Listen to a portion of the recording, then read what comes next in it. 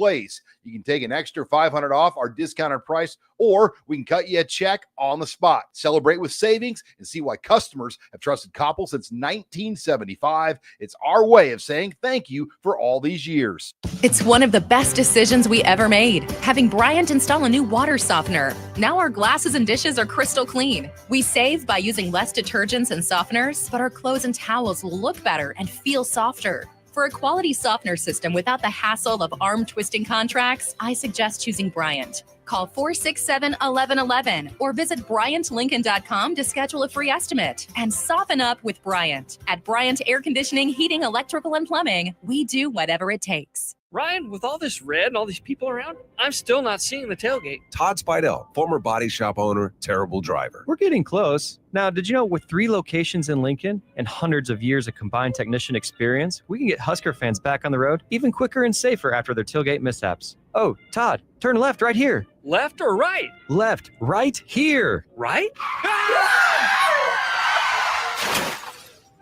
Well, you wait for the tow truck. I'm getting a hot dog. Well, I guess while I'm waiting. All right! Most recommended! Eustace Body Shop! Woohoo! Dude, you should be on American Idol. You really think so? No. Accidents happen, even to Husker fans. If it happens to you, call Eustace Body Shop, where our customers send their friends. The most recommended Eustace Body Shop. That's who we are. Hey there, this is Paul Scheel, owner of High Electric.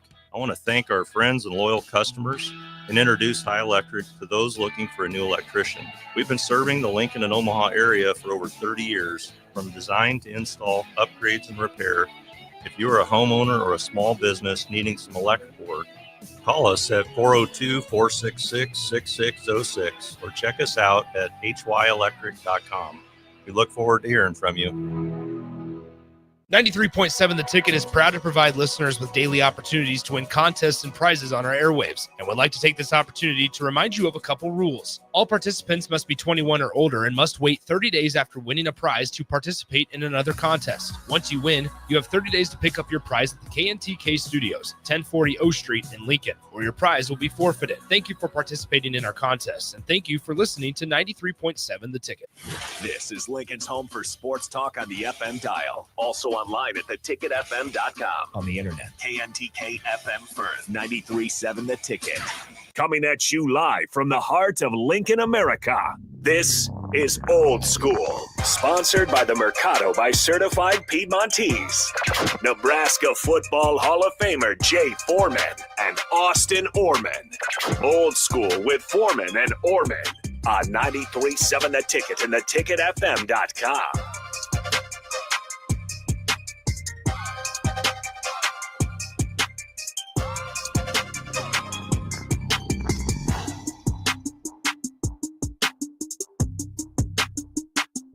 We're here. It's Old School with Foreman and Oerman. Welcome to the show on a hump day.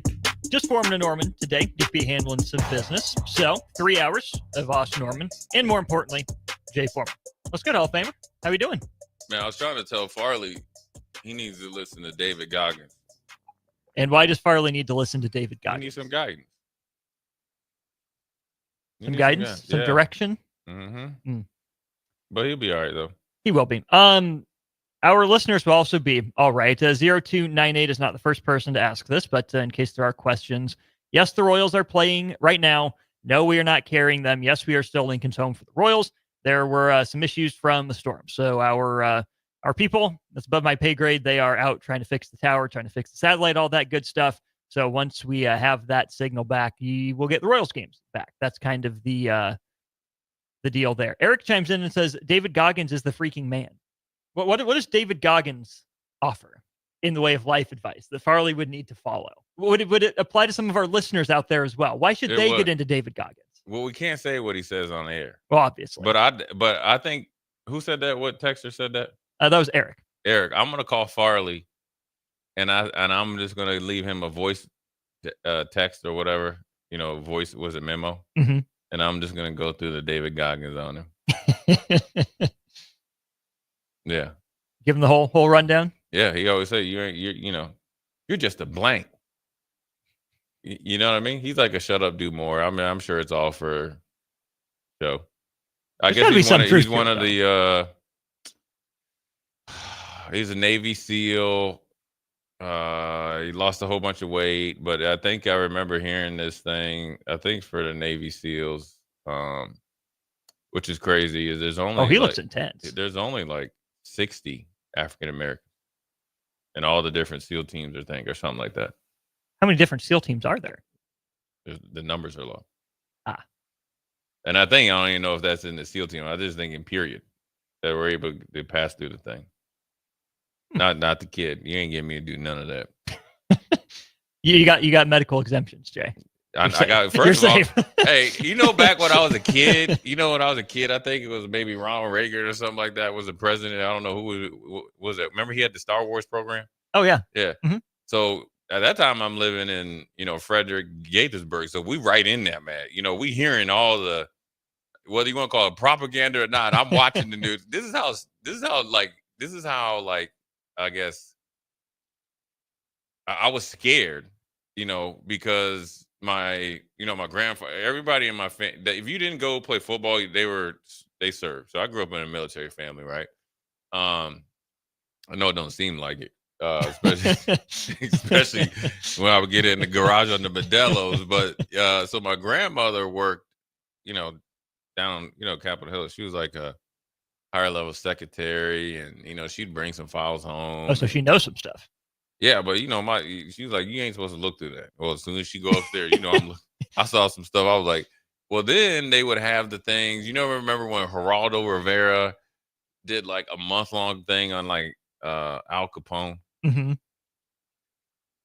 And I saw some stuff that kind of like, so I saw some pictures, some Polaroids. Well, here's the thing. Like I started watching that. Then remember they were like, I think Ronald Reagan, I think it was. I don't get into politics, but I think Ronald Reagan was there because I remember Star Wars. But then he was doing the fight on drugs, mm-hmm. and then the gangs. Yeah. Well, then here I'm thinking in my mind, what if they come and get me? Straight up, right? Just yank you out of school? This is, I'd be up all night worried, man. It was just like I was in DC right in the height of the stuff, man. And then, they had the Star Wars and then, then obviously back to, like the military, so I, the whole David Goggins thing, it's kind of, where they were thinking about drafting people, right? Or mm-hmm. That's what they're saying. Oh, might have to draft.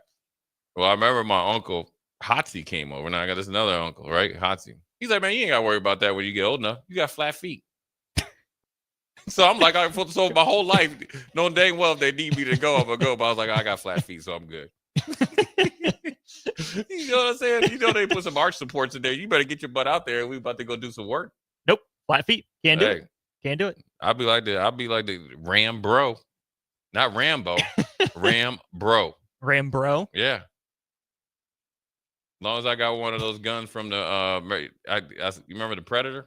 Oh yeah. Remember that? What was it the Tommy gun? Yeah. Yeah. I just need that because I don't have a good aim. I'm just trying to mow down the whole block. Yeah. And then I got to run for cover. Get your flat feet running for cover. Yeah. Oh, I'll be fast then. Eric says Goggins was an ultra marathoner, 100 miles plus, and also holds the world record for pull-ups in 24 hours. Yeah, he's pretty impressive. Yeah, how about that? Yeah, he's done some crazy stuff.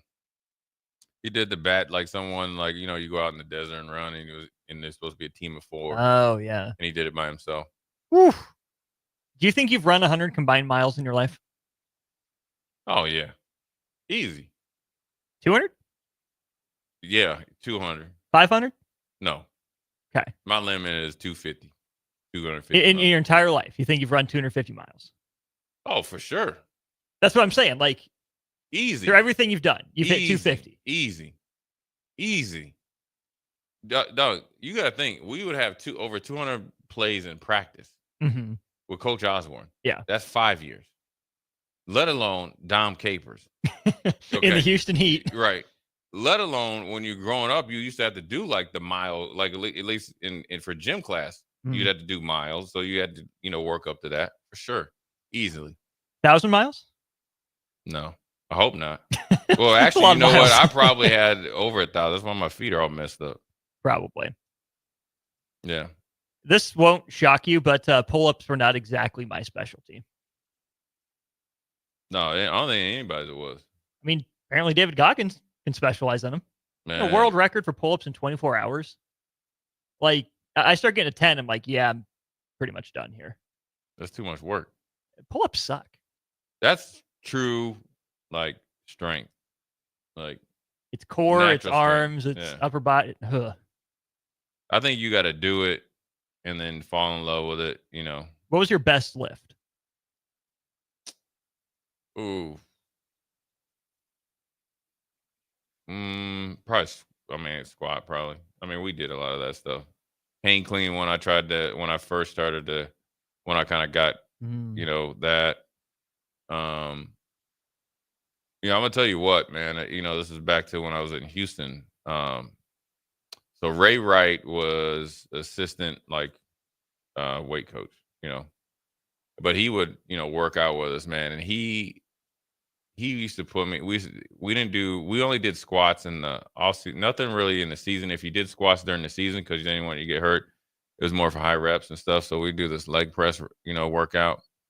And I remember, man, he's like, we're going heavy on Friday. Like heavy. And we did it before a preseason game, and I still was sore, but he was like forecasting that I would get used to it, right? Mm-hmm. And I'm gonna tell you what, that probably added 2 more years of my career. My legs felt phenomenal, but they were always strong and steady. You know what I mean? And it was like he timed it up, the lactic acid, and we'd overload on like some fruit and pineapple and stuff. Mm-hmm. So I was probably leg press. That was like, for me, it was my wheels and my quickness and how I like. I mean, obviously my mind I think was pretty good, but I think, you know, I always tell, you know, people always ask like, you know, what it takes. I was like, you know what, I was like, I was not the biggest guy, because when you think of like a big, fast linebacker when I was playing, you think of like Andy Katzenmeyer. When he came on, he was like 6'4", 250, you know, like probably 2% body fat, like 440. Trim. Right. Yeah. I mean, he was obviously enhanced, but still, or like we talk about Brian Cushing, who ran, you know, or another Brian Bosworth. Yeah, sub 4'5" guys, right? Big dudes. And so I was, you know, 6'2", 240 something, 238, 242, you know, 4'5", you know, at my peak or whatever. But like in the quickness and stuff, that's where I was good at. You know, on the bench, you know, I was like 22 on the, it wasn't the 225. Yeah. But you had guys there would do, like, I remember his name was it was like Danico Alton or something like that. He was from some like small school. Dude just came out there and did like 38. Like, you got boy. I was like, you know, I was like, dang, you know, but you know, so it wasn't the strongest, but I definitely was well above that. Mm-hmm. You know, there was bigger linebackers, you know, as far as weight and all that, you know, and obviously faster or whatever, but I think it was the quicks. That was it. And I think that was part of it though. So would you consider yourself kind of on that leading edge of like side to side rangy kind of middle linebackers? Yeah, but see, back then that was a negative. That's what I'm saying, cutting edge. Yeah. I mean, I felt like I played my best at 238. Now, if I would say the one regret. Now, if I wouldn't say call it a regret. If I really could do one thing, well, 2 things differently, I obviously probably handle the situation in Buffalo a little bit with a more, I guess, level-headed response, right? And understanding the whole dynamics of it. And then number 2, as I got later in my career, really had a better landscape of the game of football, where it was going. So instead of being 240, I would have rather tried to see what I could have done at 230. Now, it would have took a lot of work. Well, that's hard too. I mean, the older you get, that's more often you're bulking up instead of trimming down. Yeah, but you see guys now are able to extend their career, you know, especially coming off the type of like injury I had, you know, like to be a little bit, but that's, you know, you're up here like you're picking, you know, I mean, I'm, you know, I exceeded expectations tenfold. So, I mean, I was just thinking, you know, when it came to that, and when you talked about being on the leading edge, it went from a copycat league that when Tampa won it, everybody wanted to go to Tampa 2. Not really small linebackers, probably more of a 3 technique, right? And then 3-4 with the Patriots. But then the game in the league changed with the rules. Then it became smaller linebackers, kind of, really, really small linebackers. But really, to be honest with you,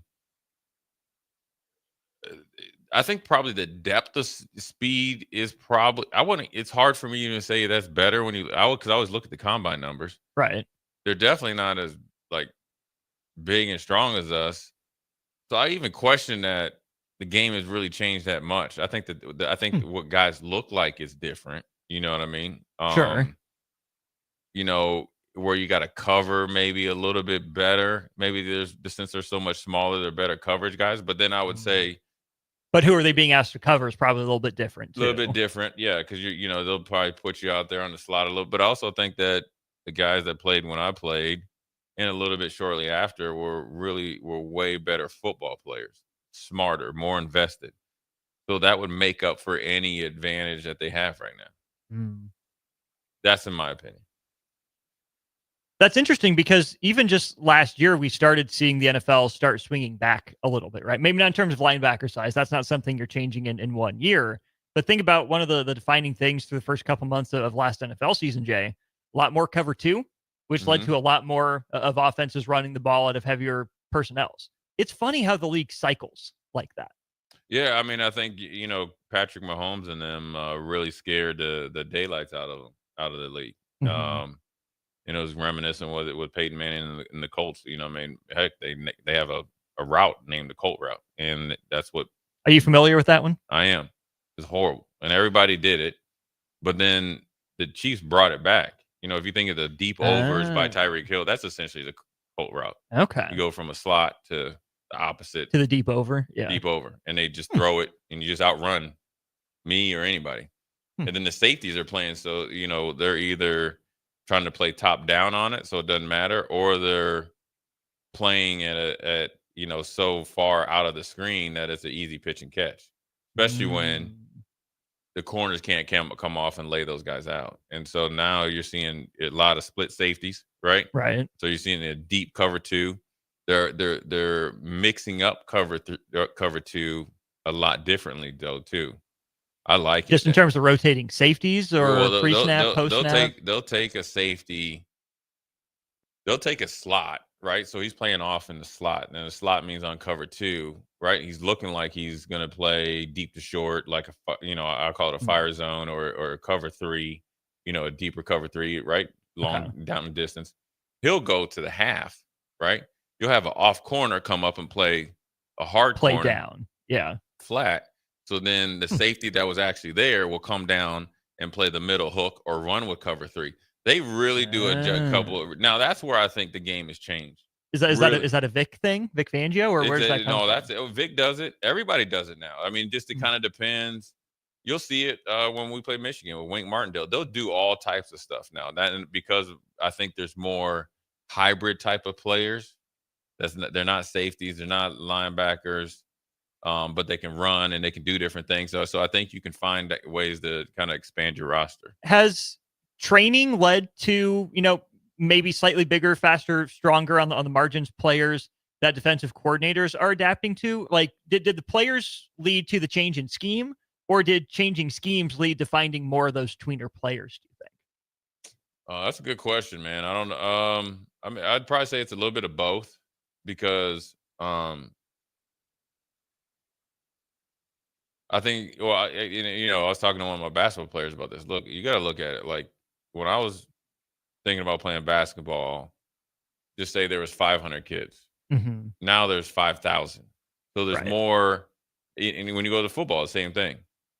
So I think instead of people batting down the hatches and say, okay, we're just only going to recruit. Now it's expanded. So then now you can find a guy that you can, sometimes play both ways, like you see in Minnesota with their guy, or with Travis Hunter, or you can find somebody's up, man. We don't necessarily have a position for him, but he's a heck of a football player and a good athlete, so he can. We got to get him on the field. We got to get him on the field. So I think the minds of coordinators have opened, but I think that's also in reaction to the rules and the explosiveness and the more aggressive play calling. So you have to really change. You got to go find Jabril Peppers. You gotta go find right. You guys seen those? Isaiah Simmons. Right. Yeah. And Patrick Chung and all Chung. those guys and There's Cam a name. Chancellor and Yeah. all those guys were a couple years prior or a couple years later, like, oh, well, those dudes can't cover it. Like Cam Chancellor right now, he would be unstoppable because he can cover enough. He definitely can hit. Yeah. You know, I mean, I saw a thing. I was on the porcelain throne, just figuring out the world's problems. Jamal Adams is down with the Raiders playing linebacker. And wait, they moved him to linebacker? Yeah, I like that. but he's playing playing it, not like nickel. No. Oh, he's like straight up, and he is. I like that. But he's balling. He's taking on linemen. He's so quick and so fast. You can't and big enough that he's not going to get bullied. Right. So when I played, the only place that he could probably go play is Tampa because they ran that. Now, and you know what's funny? I know the draft is over. Obviously, in training camp, I remember Tampa called me, and this is where when we talked about yesterday, or what day it was with DP, and we're talking about the you know, like I guess NIL or having people with experience talking to the players. This is another example, and this is probably on my agent, but not really. You know, it's because, it is. You know, yeah, I like Peter. Let's always blame him. Who cares? You know, I mean, let's just blame him. You know, it's Peter. Everything's Peter's fault, but and Blake's fault. Is that when Tampa wanted smaller linebackers? Right, that's what they played. Derek Hardy Nickerson, who was extremely physical, was maybe 225, 230 at the most. Okay. Yeah, and he was a dude. He'd still hit you.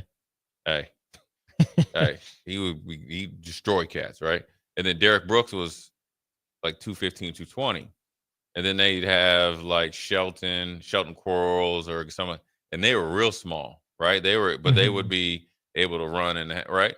So they called me up pre-draft, and they were asking me about my weight or whatever. I would have been better off lying to them.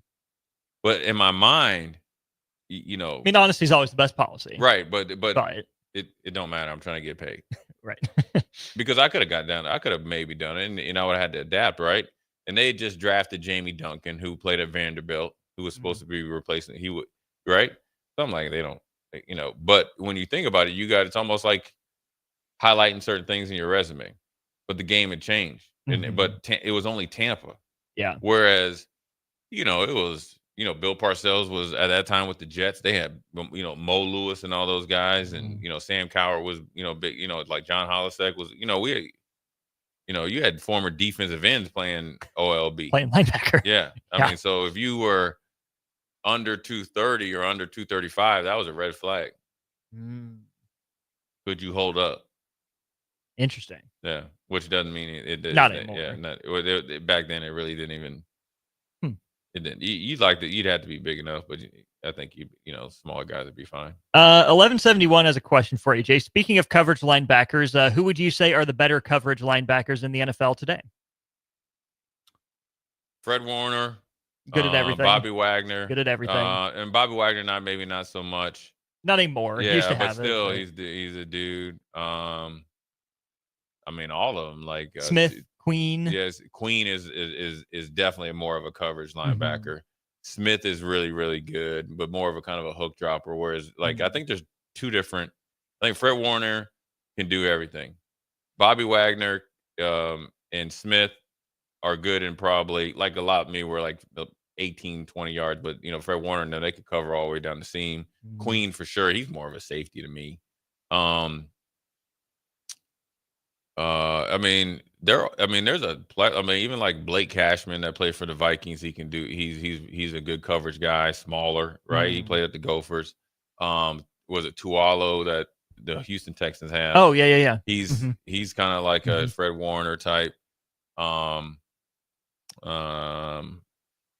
mean, even that. Do you think Adams is going to be a good coverage guy at linebacker? Oh, yeah, coming from safety. Yeah, if they keep him, he's going to be a problem. Because his break on the ball, if he stays healthy in the middle of the field, is different and trained, and then blitzing. Yeah, I mean, so you give him a 5-yard head start, right. So, yeah, I mean, the Levante David's excellent in coverage. I mean, excellent still to this day. Now, obviously, you're probably not as fleet as foot as he was, but when you're at year 14, but he's a guy that I would definitely. Bond from the Eagles, where does he fall? Yeah, he's there. Yeah, he doesn't have. They don't ask him to do much because this is the way Vic plays. Now losing Gardner Johnson's going to hurt, but that's where they have 3 safeties, and that's where Vic can do his stuff. But I will tell you, I was just thinking of him, not from Tampa, or Levante David. There's what's his name? The Franklin's pretty good, but he's more of a kind of the box guy, just coverage. Yeah. I mean, there's a plethora of really good coverage linebackers. But the guys that we mentioned are probably the best, like as far as the normal linebackers that you think of. And Chiefs got a couple good. I like Bolton. I like their linebackers. Bolton's interesting. I like him. Tranquil less so. Bolton does more of that, doesn't he? They kind of switch off. Okay. Yeah, but I think I thought Drew Tranquil was really, really good with the Chargers, but overlooked. Late round guy, come from Notre Dame. He's cold blooded, man, and he's in they physical. Yeah, they'll hit you. Yeah. Trying to think who else am I missing. I want to get everybody in. Very rarely we get linebackers they just do. Vikings guys. That'd be Blake Cashman. Yeah. Lions guys. Campbell's good. Okay. And he's fast though. He came from Iowa. He's a good coverage guy. Just probably needs more experience. Chicago has Edwards. Smith. He's okay. And I don't know if I missed anybody. I Smith's got guys, I doubt they take it personal. Packers. I don't know who they got. Okay. They got the cat from Georgia, but he always in trouble. Really, a guy from Georgia is in trouble. But he always get kicked out of the game. Walker's I think his last name. Yeah, he always 2 personal fouls gone. Yeah, he always is in trouble. He's always interesting to watch though. Cowboys. Nobody that jumps Nobody? off. Yeah. Nobody that jumps off. Think about this while we go to break here, Jay. We got a comment from Bada Bing on YouTube. If you guys would have run a 3-3-5 and 95, how would that lineup have looked? We'll get to that when we get back to Old School. You're listening to Old School with Jay Foreman and Austin Oerman. Download the mobile app and listen wherever you are on 93.7 The Ticket and theticketfm.com. Schweizo Construction is now hiring for skilled craftsmen, steel erectors, concrete workers, and general laborers. Schweizo Construction offers great benefits like premium wages, health and dental insurance, paid holidays and vacation, 401k with company match, life insurance, and disability insurance. They pride themselves on a legacy of 40 years built on integrity and trust. Joining their team means becoming part of a family that values hard work, dedication, and mutual respect. Apply today at schweizo.com. That's SCHWISOW.com. 93.7 The Ticket. Fox KFXL weather. Sponsored by John Henry's Plumbing, Heating, and Air Conditioning. We have another sunny and warm day on tap here across the region. We should get up to 86 for a high temperature, light southeast wind. Overall, a warm and muggy day out there. Tonight, we're going to stay warm again, 67 for a low. We'll get up to 90 for a high tomorrow, and then the mid-90s are here as we kick off the weekend. I'm meteorologist Aaron Donna for 93.7 The Ticket and ticketfm.com. Nebraska football opens their season on Thursday, August 28th in Kansas City, and you can be a part of the best pregame tailgate party with Blur Events, live from Kauffman Stadium, home of the Royals. Doors open 4 hours before kickoff with a live DJ promoting interactive competitions and giveaways, tailgate games like cornhole, flip cup, and beer pong, access to ballpark concessions, and available air conditioning. Book your tickets today at blurevents.com/Kansas City and hang with 93.7 The Ticket on the scene prior to Nebraska versus Cincinnati on August 28th. Ryan, with all this red and all these people around, I'm still not seeing the tailgate. Todd Spidell, former body shop owner, terrible driver. We're getting close. Now, did you know with 3 locations in Lincoln and hundreds of years of combined technician experience, we can get Husker fans back on the road even quicker and safer after their tailgate mishaps? Oh, Todd, turn left right here. Left or right? Left, right here. Right? Well, you wait for the tow truck. I'm getting a hot dog. Well, I guess while I'm waiting. All right! right! Most recommended! Eustace Body Shop! Woohoo! Dude, you should be on American Idol. You really think so? No. Accidents happen, even to Husker fans. If it happens to you, call Eustace Body Shop, where our customers send their friends. The most recommended Eustace Body Shop. That's who we are. It's one of the best decisions we ever made, having Bryant install a new water softener. Now our glasses and dishes are crystal clean. We save by using less detergents and softeners, but our clothes and towels will look better and feel softer. For a quality softener system without the hassle of arm-twisting contracts, I suggest choosing Bryant. Call 467-1111 or visit BryantLincoln.com to schedule a free estimate. And soften up with Bryant. At Bryant Air Conditioning, Heating, Electrical, and Plumbing, we do whatever it takes. MMA fighting is back this Saturday with summer season VFL 4 at the Complex. Lincoln's best amateur MMA fighters will display their best performances, with Misael Monarez fighting Colin Fisher for the welterweight title to wrap up the night. Get your tickets at thecomplexlincoln.com, where you can live stream the event as well. Doors will open at 6 p.m. with the first bout at 7 p.m. this Saturday, August 16th, all at the Complex at 1555 Yolanda Avenue. Rashawn Jackson here for Bauer Infrastructure, a veteran-owned local company proudly serving Lincoln, Lancaster County, and the surrounding areas. Bauer provides quality work at an affordable price, and they're growing rapidly. If you want to experience a career with a fast-paced, family-friendly environment, visit BauerInfrastructure.com. They have top-of-the-line benefits, year-round work, even through the winter. Bauer, usher in the new era of infrastructure to an area near you. And as always, go Big Red. Hi, Sean Callahan here for Koppel Chevrolet GMC. This month kicks off Koppel's 50th anniversary sale. We're celebrating 50 years by offering an additional $500 discount to the next 100 customers that buy a new vehicle. This is in addition to the huge savings already in place. You can take an extra $500 off our discounted price, or we can cut you a check on the spot. Celebrate with savings and see why customers have trusted Koppel since 1975. It's our way of saying thank you for all these years. When it comes to concrete, Stevens & Smith Construction doesn't stall. They go for the takedown. As Nebraska's full-service concrete contractor, they stay in bounds, hold inside position, and never forfeit quality. Whether it's foundations, flatwork, or concrete coatings, they elevate performance and pin down results that win every time. Stevens & Smith Construction is a proud sponsor of Takedown Tuesdays on 93.7 The Ticket. Because when it's time to wrestle with concrete, Stevens & Smith Construction slams expectations. Back to old school with Foreman and Oerman on 93.7 The Ticket and theticketfm.com. This is Old School, brought to you by the Mercado by Certified Piedmontese. Special ingredient butcher shop, 3 Lincoln locations, and 1 up in Omaha. Learn more online at themercadobutcher.com. All right, Jay, you had break to think about it. Let's put the 95 team in a 3-3-5 alignment. Walk us through level by level.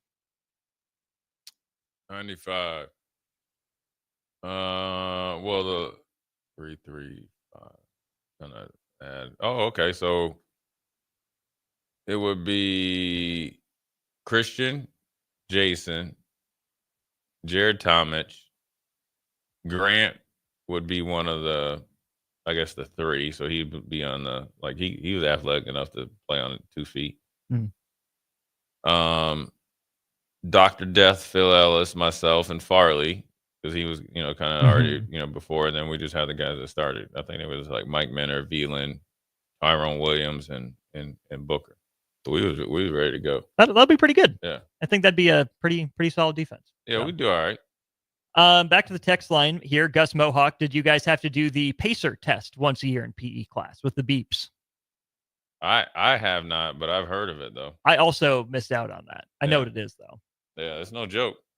Old Dad 34, is Levante David a first ballot Hall of Famer? Stat wise, yes. I don't know if they put him in just because of the linebacker, but for sure, I think he is. I mean, no, because he's a linebacker, unless the year is like a little light, but he'll get in the Hall of Fame though, for sure. He's going to be a really interesting case because the numbers are there, longevity is there. He's going to be a one franchise player, almost assuredly with Tampa. He's won a Super Bowl. Really respecting that community. I think Tampa's reputation has probably improved, so I think that he shouldn't have any issues there. I mean, all people going to bat for him, I think, in some inner circles there from the Bucs brass. It's just going to be interesting, though, Jay, because was Lavonte David ever, the clear-cut best linebacker in football? He's pretty much been top 10 his whole career, probably top 5 most years. Problem was Luke Kuechly was just as good as he was, and that's a guy that ended up getting more headlines than Lavonte David did for a while. Yeah. And then as soon as Kuechly left, you thought about Lavonte David, you knew he was there, but he wasn't exactly grabbing all the headlines still. Yeah, I know that's what sucks, but I still think he'll get in. You know what I mean? I think he'll get in. And that's the important part. Yeah, and that's the most important. He won't have to wait that long, but I think he'll get in.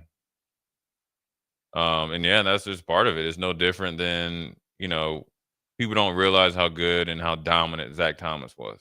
Mm-hmm. Ray Lewis, and on the back end of Junior Seau's career, and there's some other guys that were really, really good as well. So, I mean, it's just kind of a lot of that stuff comes, is timing, when you come into the league, when, then people can really appreciate what you do. And then also how much or how long you stay with a team and how well they play. There's some really good players that, like Austin right now, like Google Carlos Dansby's stats. Lance Briggs. Lance Briggs was a dude who ended up losing Super Bowl to the Colts. So thanks for that. Carlos Dansby, 43 sacks, 1,077 tackles, 20 forced fumbles, and 212 career games. And how many picks? He had interceptions, 20 interceptions as well, and 6 returned for touchdowns. Pretty dang good. Take the name away. Always playing on losing teams. Mm-hmm. Probably Hall of Fame. Cardinals, Dolphins, Cardinals, Browns, Cardinals. Right? But always productive. Lance Briggs. Only one time All-Pro guy, second team in 2013, despite those numbers. Yeah. And when you think of like Lance Briggs, now Brian Urlacher was great. Don't get me wrong, right? Lance Briggs is the one that made that defense go. 7-time Pro Bowler, 3-time All-Pro, was first-team All-Pro in 2005. His career numbers are 1,181 tackles, 15 career sacks. He had 16 forced fumbles and 16 interceptions in his career. Alongside playing with a guy that was playing cleanup on aisle 3, right? Aisle 4, yeah, right. So I mean, they're still getting his. So there's a lot of really good linebackers that don't get their just due. I think it's the hardest position to play, and besides corner, especially in this day and time. What makes it so difficult? Because you got to go up against 300-pound linemen. Sometimes big. I mean, Derrick Henry. Eddie George, guys like, that's who I played against. I didn't play against Derrick Henry. And then you got to try to cover George Kittle, Travis Kelce, at times Tyreek Hill. Sometimes Adam Thielen. And then you got to try to run down Lamar Jackson. And then they're running, more. Some teams are running more plays. Mm. So, so the game's a little bit different. That's probably the biggest difference in the game. I think better football players played when I played. And that's just because guys were more. We didn't have nothing. We had less. We had distractions. We had less distractions. Handled distractions better. And more under the radar. And it's a different time in sports, unfortunately. Mm-hmm. And depends on where you are. There's a lot more old school mentality coming back. But I think the biggest thing now is just that how they just keep running plays. It's almost like I'll keep, it's like, okay, here's an example. I met Michael Jordan a few times, but I was able to play golf with him once. Not with him, but in the group. Gotcha. I did not play with him. And you did not put any money on the line against him, I hope.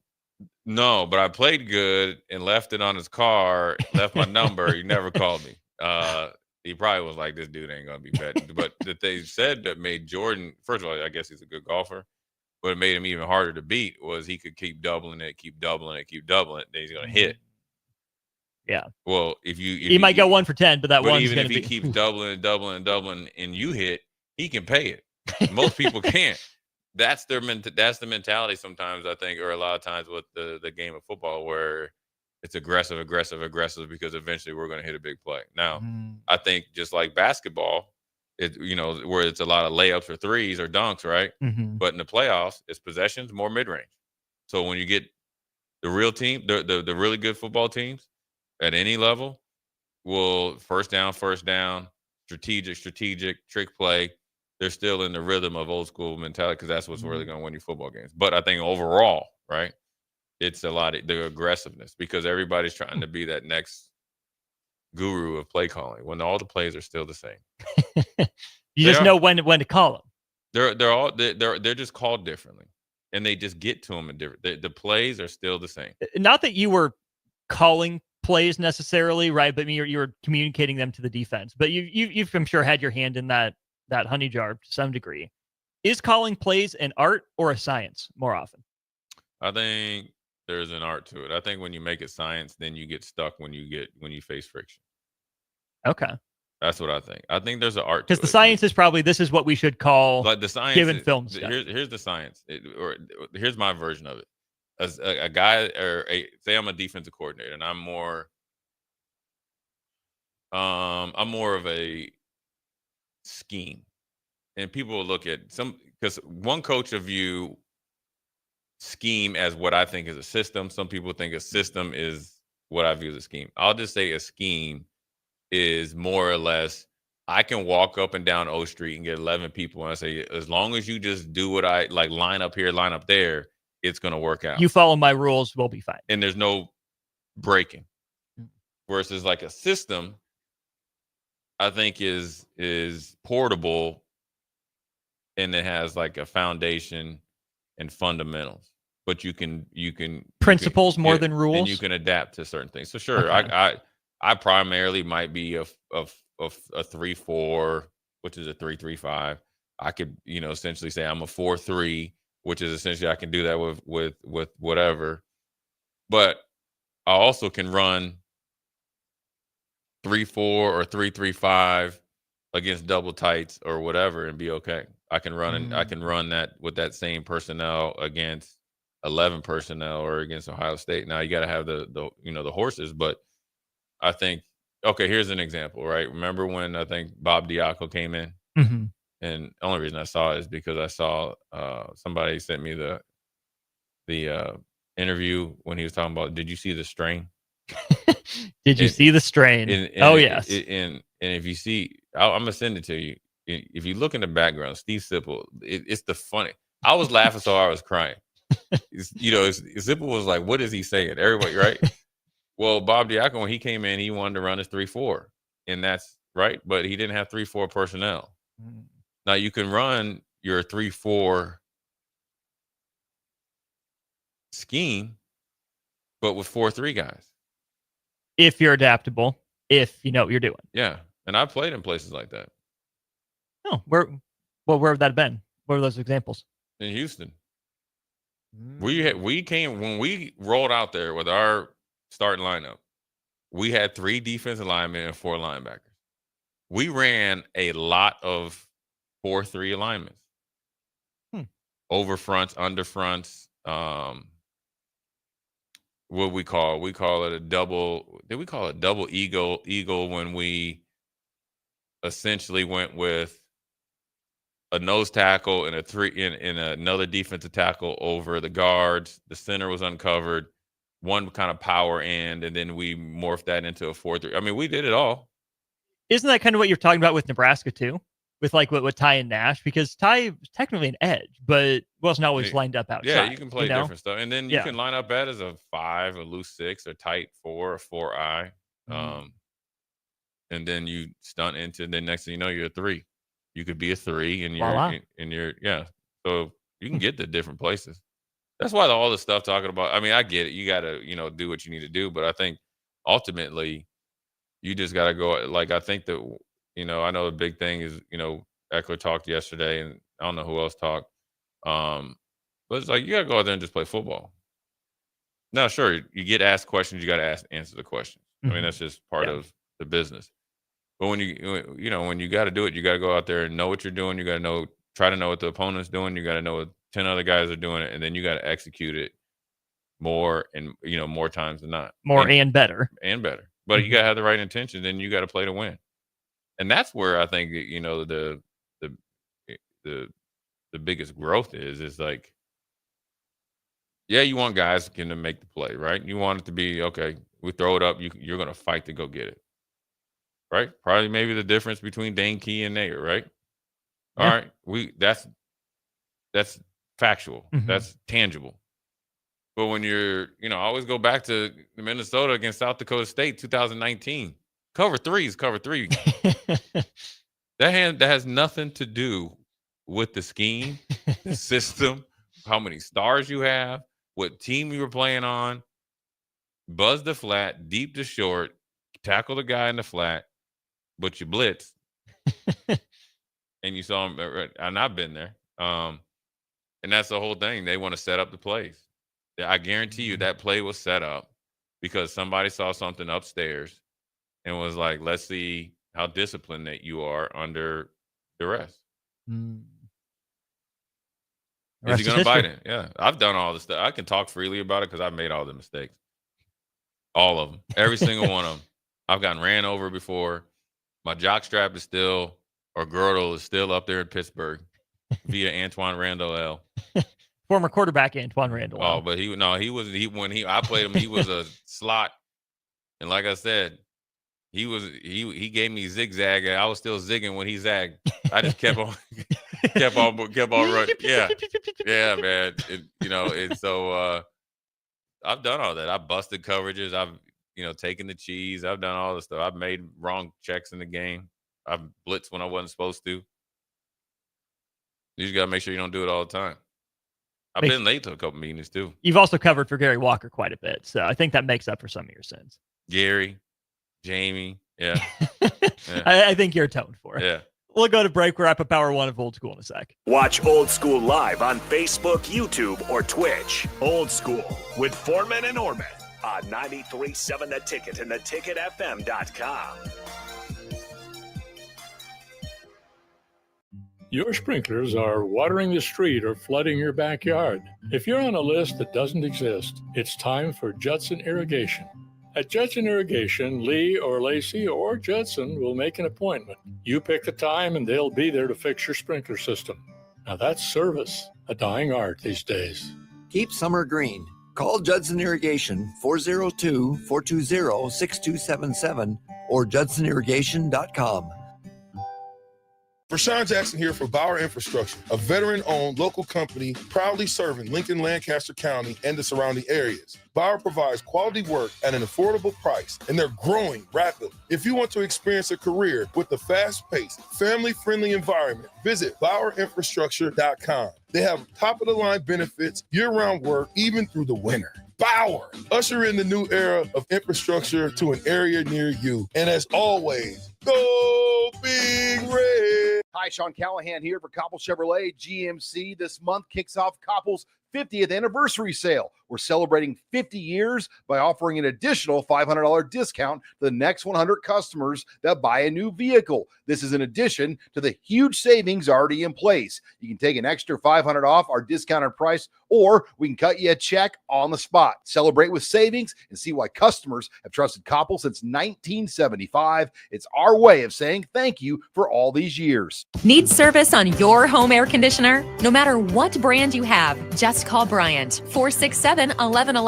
Bryant Air Conditioning, Heating, Electrical, and Plumbing. Shopping for new flooring is different today. Getting your questions answered, making the right selection, getting the best value, and installed quickly and professionally. Visit ostreetcarpet.com or shop our store. We'll answer all your questions and help you make the right choice. You'll be enjoying your new floor in just days for less than you'd pay elsewhere. Carpet, vinyl, wood, laminate, tile, and area rugs. We've got it all. O Street Carpet. 1732 O Street. Family owned and operated. Always the best value.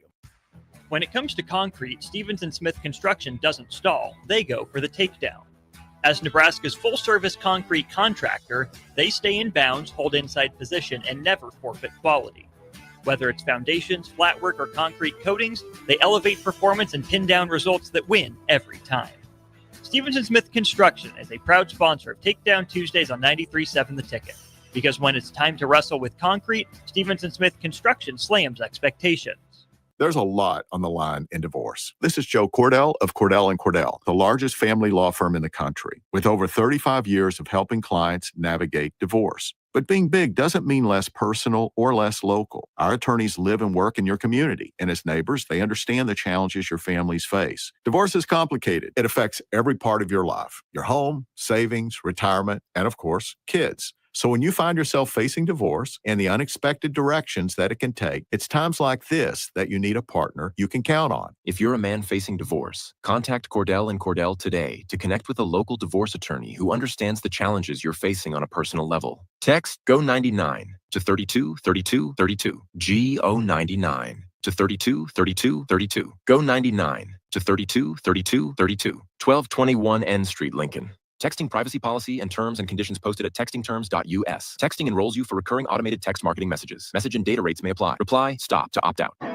Big news, Nebraska. Love Omaha is now Love Nebraska. This is more than just a new name. It's a tribute to what Nebraska represents in the world of volleyball. It's still the same team with the same mission, led by players you know and love. Now backed by a new ownership group led by Jordan Larson. As Love Nebraska, they're entering an exciting new chapter, pushing for a championship title in 2026 and building new opportunities for the next generation of players across the state. They want you with them. Let's show the world how Nebraska plays volleyball. Join the movement at lovneb.com and sign up to become a Love Nebraska Insider today.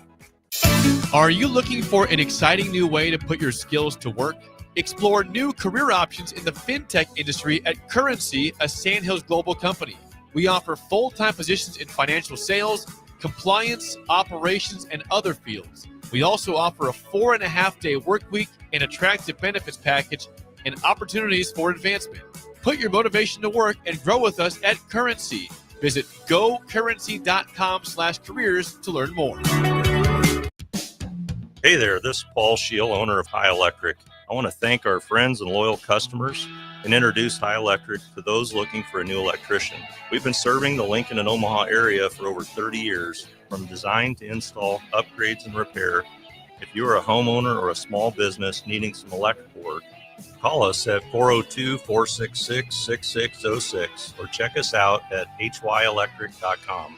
We look forward to hearing from you. Back to Old School with Foreman and Oerman on 93.7 The Ticket and theticketfm.com.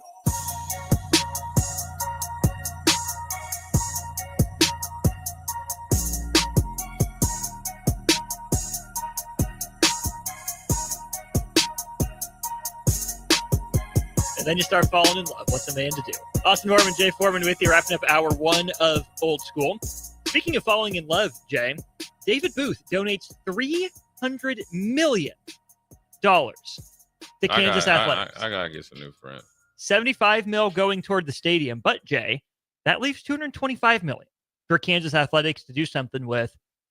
This seems to me like David Booth is just backing the rev share in a lot of ways. Maybe it's NIL, but I'm sure Kansas isn't exactly a, broke school necessarily. Mm-hmm. But, I mean, to get $75 million for their ongoing stadium renovation or the next phase of it, and then an extra $225 million just to put in a savings account, that's huge for Kansas. Holy cow. You must have saw June Henley or somebody play back in the day. You know what I mean? I don't know. He's a big Aqib Talib guy. Yeah, Aqib Talib, and what's the Mangino? Mark Mangino. He must have. Todd Reesing. Yeah, he must have liked them dudes or something, man. That's a lot He of. says we are not letting the next Jamar Chase get away. Yeah, it was a lot of money, man, and but sometimes that's what you need to catapult your program. So I mean, more power to him. A lot of financial competition there in the Big 12 between obviously Texas Tech with their investment that we've gone over a lot this offseason, but the largest one-time gift believed to be in college history. Yeah, and when you think of was it T-Bone Pickens? T-Boone Pickens, yeah. I mean, he's passed away, right? Yeah, but he's kind of left the Oklahoma State people periodic money. I mean, still going to be contributing. So, yeah, it's that's pretty big, man. I mean, that's for Kansas and the athletic department and the football team. I mean, this is probably the first time they feel like, all right, we're at somewhat of a decent level, with the basketball team. Mm-hmm. Don't you think? I mean, basketball's still going to be, but at least we got some support. We got $300 million. Well, I think you can throw, Duke football in that same conversation too. Yeah. Where they're not the joke, they're not the pushover. Obviously, they're both basketball schools, but football is at least pulling its own weight for being at a basketball school. Right. So it's like, oof. That's a lot of money, man. So is that a statement about Lance Leipold? They believe in him, the job he's doing, or is that, hey, Lance, we know you're getting up there. Travis Goff, you gotta get the next hire. I think a little bit of both. I think I think they believe in him. So yeah, I think it's a little bit of both. I mean, that's pretty cool though, man, when you think about it. $300 million. Yeah. Just out of the blue. Hey, here you go. Nothing better to do with it. Put my name on the building. Will be cool. I mean, just think about the kids and the grandkids. The dad.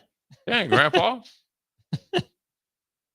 I'm sure they got something tied in to where they can always like go to games and stuff like that, right? I would assume so. Yeah. I didn't even know what David Booth did until just now. Chairman of Dimensional Fund Advisors. Has anyone ever heard of that before? I haven't. I have not. Shell company. Fake. Money laundering. Get it out. I know, right? Get it out. Better coach, Charlie Weiss or Mark Mangino? Mangino, right? He had more success. Charlie had a good career. Went kind of At sideways, Kansas? though. No, I'm just saying in general. I mean, clearly it's Mangino. Probably Charlie Weiss because he was head coach of Notre Dame for a while, right? He was. 5 years, 4 years? Yeah. Did you hear the story about Charlie Weiss and I think Which one? And DeAndre Hopkins? No. So I guess when he must have been at Florida, right? Mm-hmm. I think it's DeAndre Hopkins. I remember being kind of close when he was telling the story. I think it was. So he has I think his uncle or something was with him. It's either him or Sammy Watkins. They were both. It was a Clemson receiver. Okay. So they go, and I guess Charlie Weiss didn't never recruited. He just stayed there. So his deal was that he felt like he was going to show you all the Patriot rings, and that was going to get you. Well, I guess he just got done working out. So he had his back to when you walk into his office.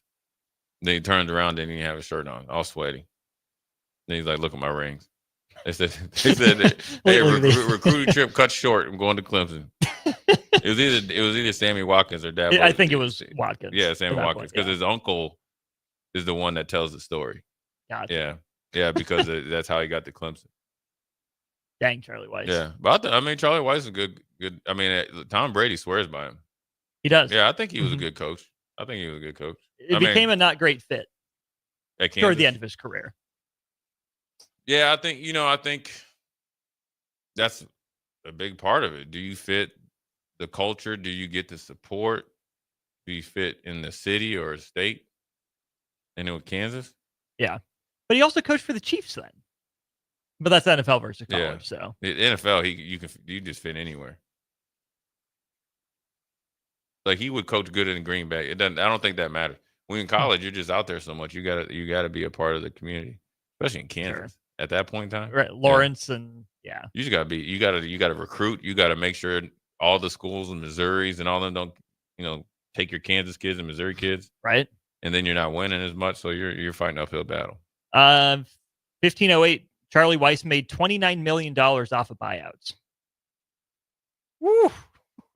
Here's $29 million. Go away. Who's his agent? Charlie Weiss agent. Let's see. We gotta find his agent. Charlie Weiss's agent.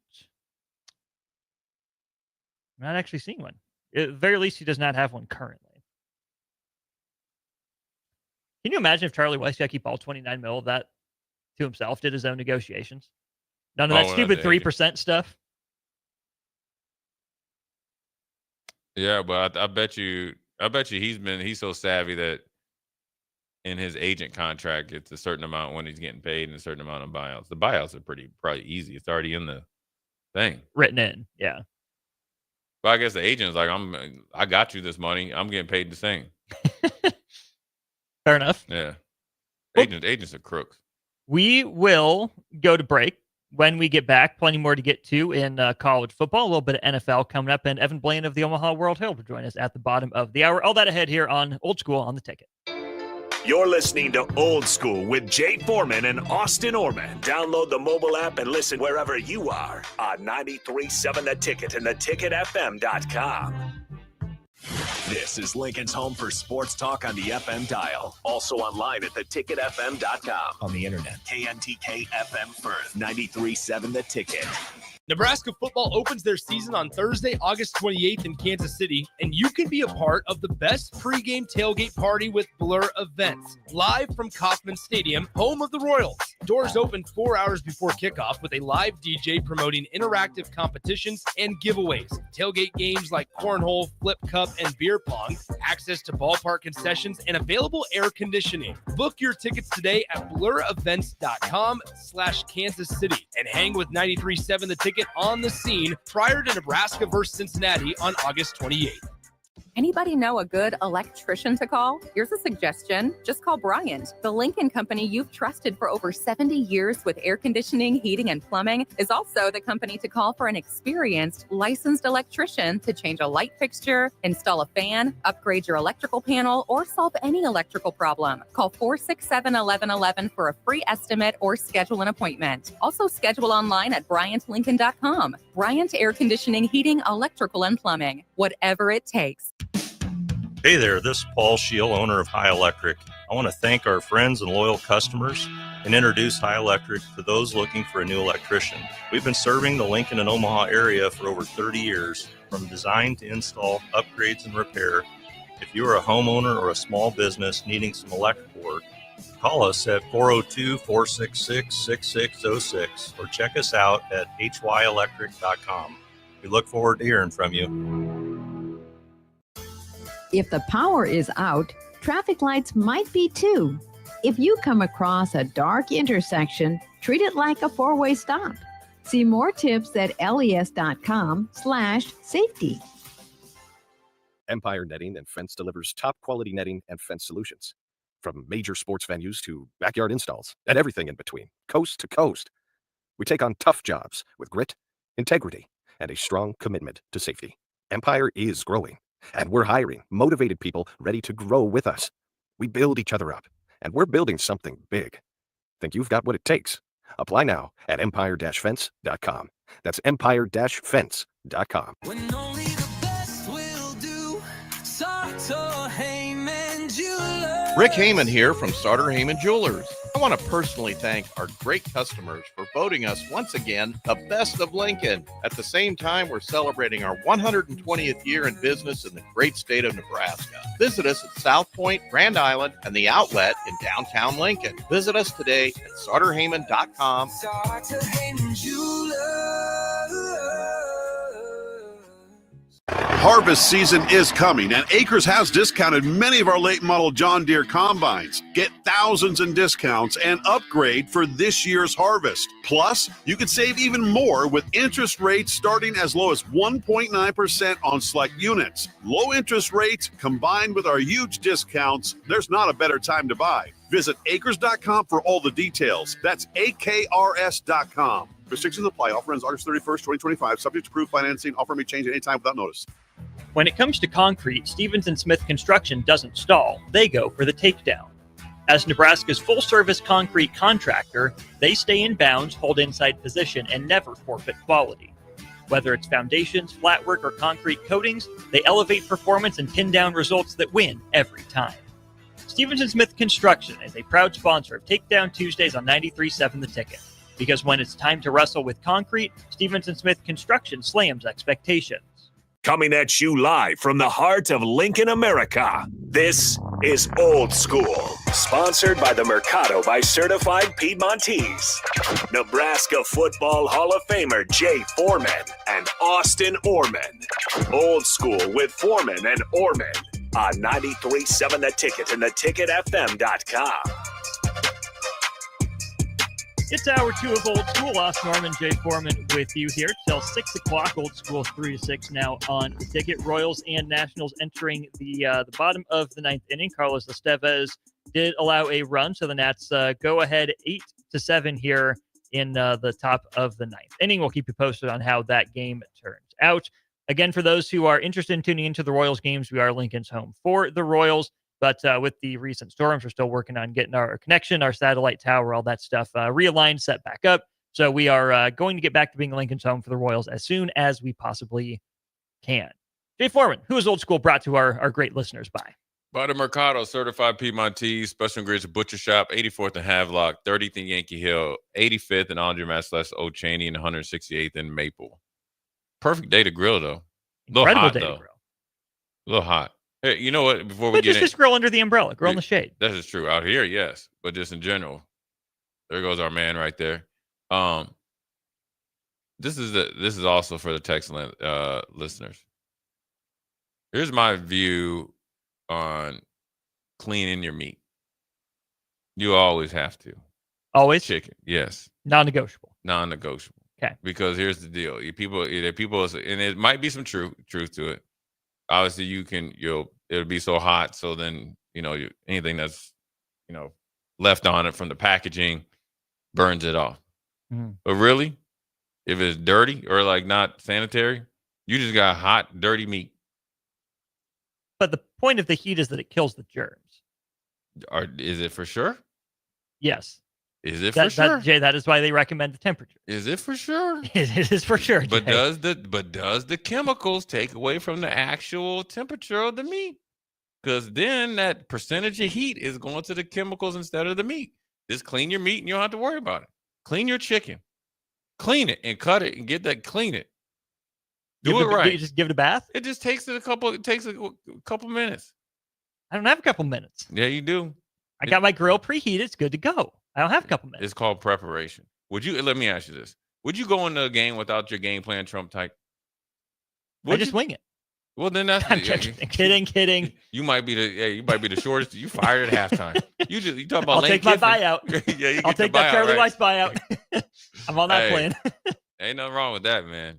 It's like Ed Ogeron. They say, yeah, we're gonna give you $16 million. He's like, where I sign up? I'm gone. Okay, cool. Eric says no. You just pat it down with a paper towel and you're good. Eric, where are you from? Eric has a 402 area code. That doesn't mean. I also have a 402 area code, if that tells you anything. You remember the dude that called in from Thief River Falls on the after game show? I do not remember that. Thief River Falls? Minnesota. It's way up there. Like basically Canada, way up there? Pretty much. Should be Canada. And we used to play them sometimes. They'd always come down for like one AU tournament. And when somebody tells you they're from up there, you know they just a-holes. This dude called in and he was a-hole.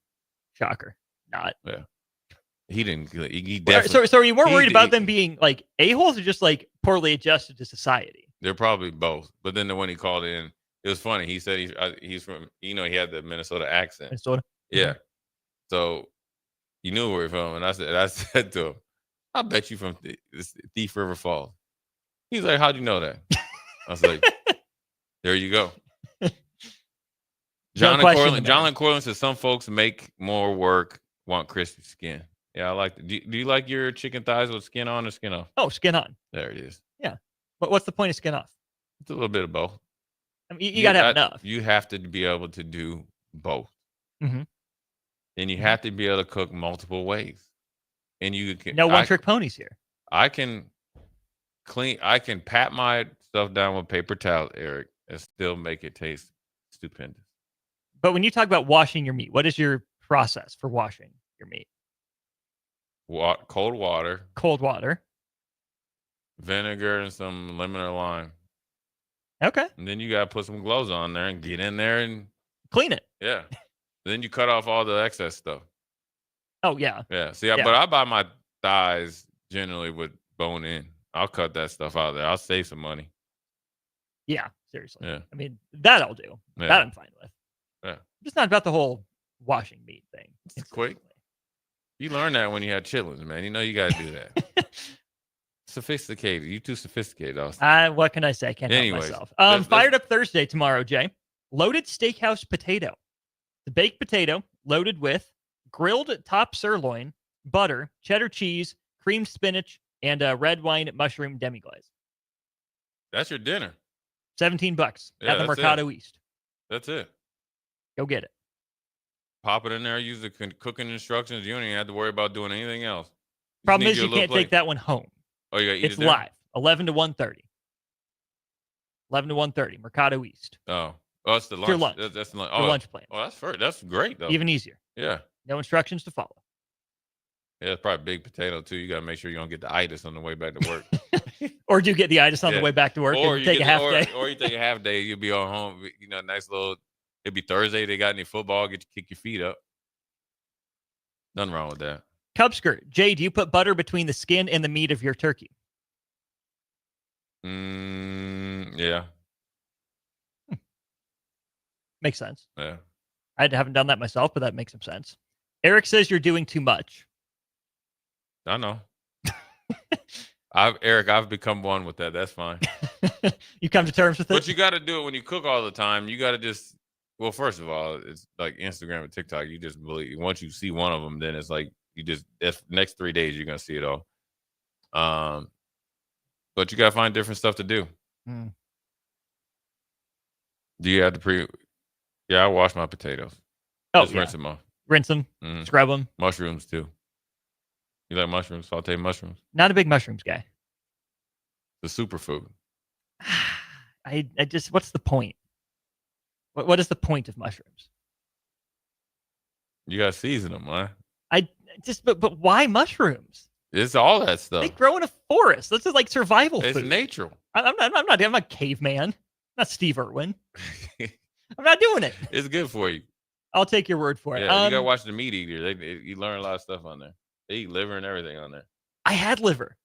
Now what now? Okay, I had foie gras. Okay, no, but on liver, any liver, did you like it? It was fine. Having very little expectation. I told myself I wasn't going to look it up until we had it. I knew generally what it was. Mm-hmm. My wife was a little weirded out by it. She had I think we cut in 8 pieces and she had one. I had the rest. It's not my favorite. I wouldn't Was it order liver and every onions? time. That's a German thing, right? Liver and onions. Yeah, but that wasn't it. It was just Yeah. essentially they just cooked it. You gotta fry it. It wasn't fried though. Oof. They just put it on the grill. I mean, I know It was melting in your mouth. Yeah, I mean, some people really know how to do it. I remember when my grandma and grandfather used to cook liver, right? And it was sometimes liver and onions, but liver. And we had a Rottweiler named Blitz. I like that. I had this thing, I'd eat and chew it up, and then I'd act like I'm chewing it, but I would just keep it in the side of my mouth. As soon as my grandma turned around, I'd give it to Blitz. Go to bed hungry in a mug. Or she was like, you're sitting there until you finish it. How long were you sitting there for? Well, the first couple times for an hour. And then Blitz to the rescue. Yep, the Blitz to the rescue. My cousin put me on game. How about that? Yeah.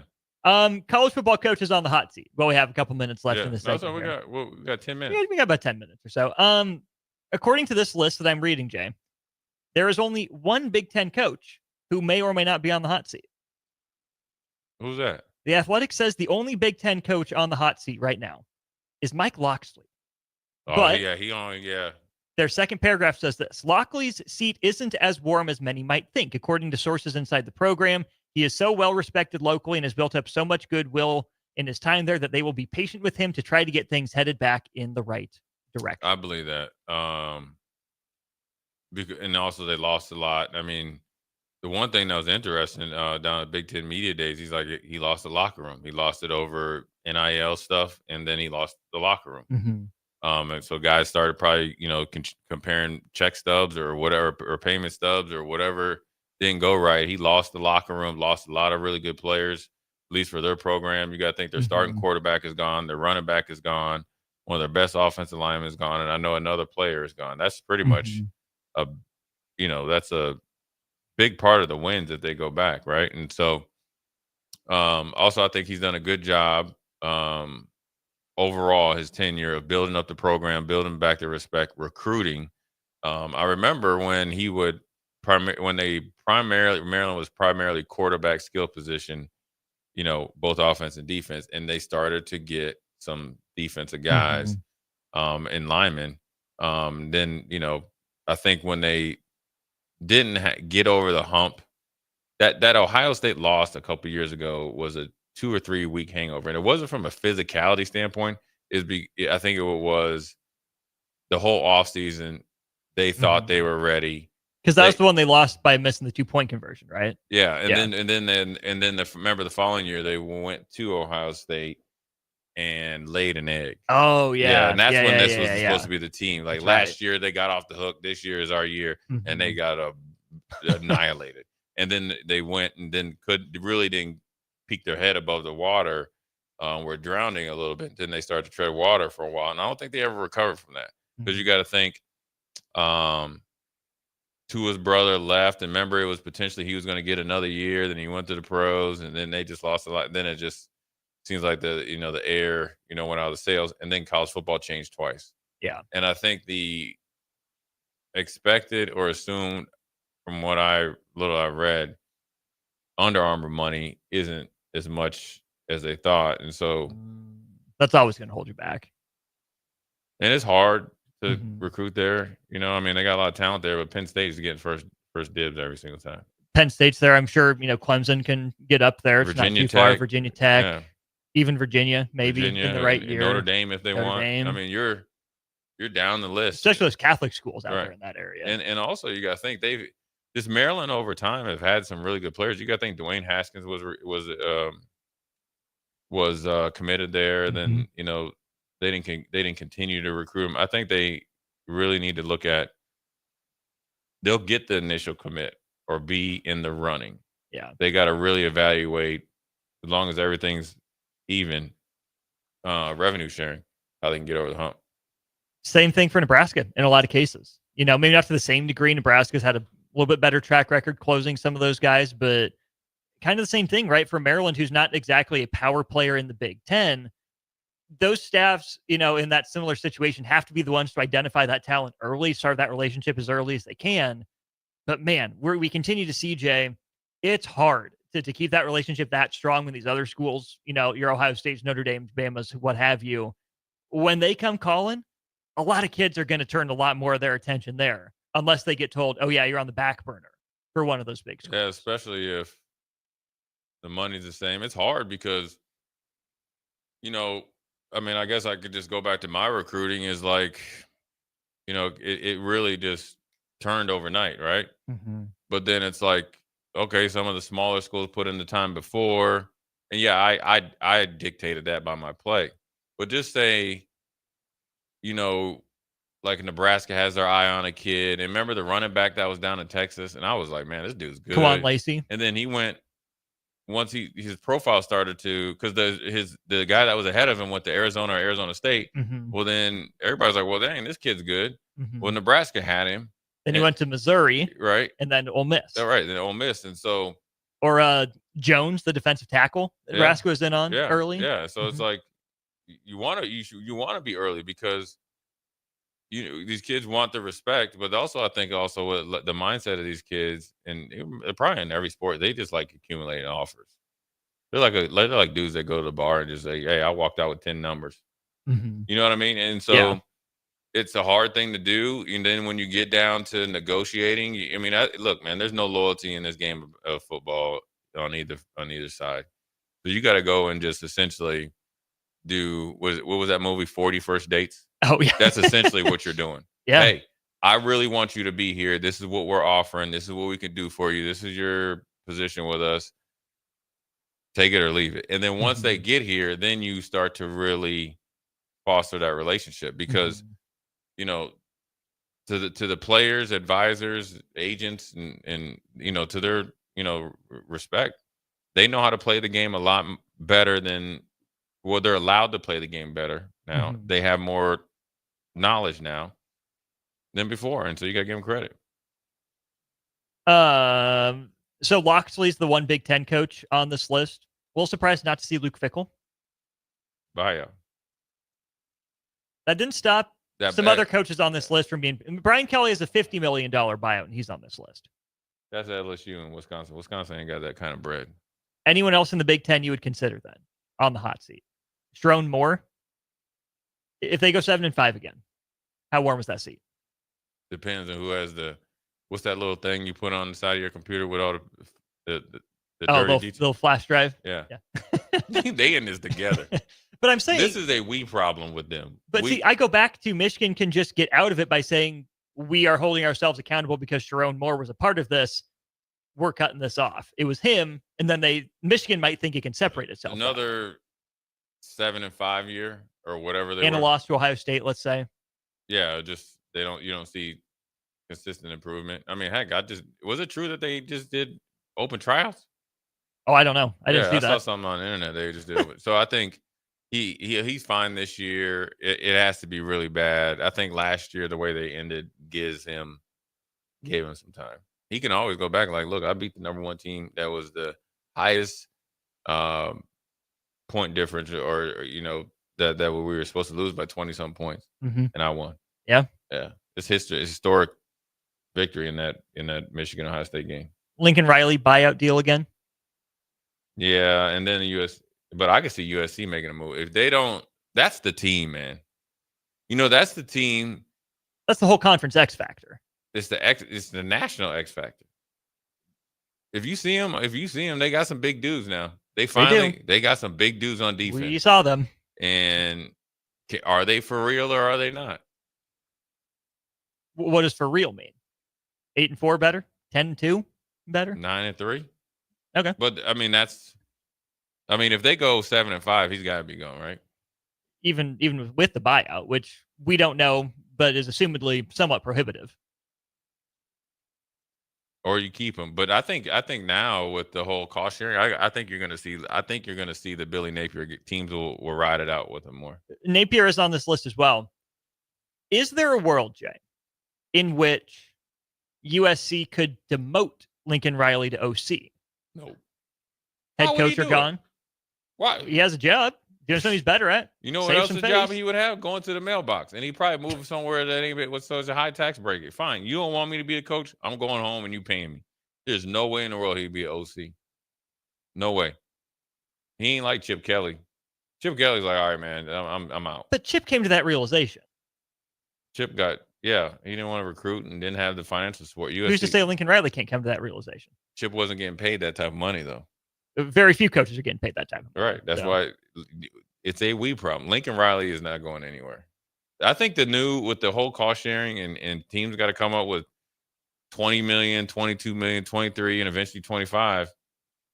They're going to have to ride it out with these coaches. Now, what's going to be more important is to look at is what the new contracts look like with these guys that re-up or they get extensions.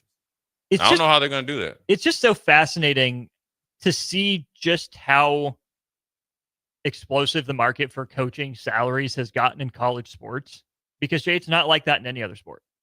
Yeah. College sports will pay their coaches for the most part, especially the high level ones, but even some like upper level like teams in sports leagues across the world, not just across of the American sports, college coaches, especially in football, a little bit in basketball, take up an exorbitant amount of budget compared to their counterparts at the professional levels everywhere else in the world. Hey, I mean, you know what? I might need it. Okay, so I'm not. So Jay's getting into coaching, I guess. I'm not 50. I'm not 50. You can see it. But say I'm 50. Say I'm 50. Yeah, I look right. Thank you, Austin. You're welcome. Say I'm 50. How long do you think it would take me to be a head coach? I think you could go be a head coach at FCS right now. Right job comes open. I don't think I could probably put together a decent staff. You telling me you couldn't do what Mike Minter did at Campbell? Telling me you couldn't go to Sac State? Yeah, I mean, maybe, yeah. You can take over for Trent Dilfer at UAB. Cut the line a little bit. He's another guy on this list, by the way. Yeah, he's on the hot seat. And that is completely of his own doing. Look at Eric, man. Dang. Eric coming after me, man. He's on you all day today. Yeah, bad day, Eric. You still my boy, man. Yeah, Trent Dilfer is on the hot seat. His seat is not hot. That's El Fuego. That's NBA Jam. You hit He's on 2, 3. fire. Yeah, he's on fire. He might not make it past the first, like, whatever their bye week. First of all, he's explosive. Right? Yes. He is Hype Man Productions.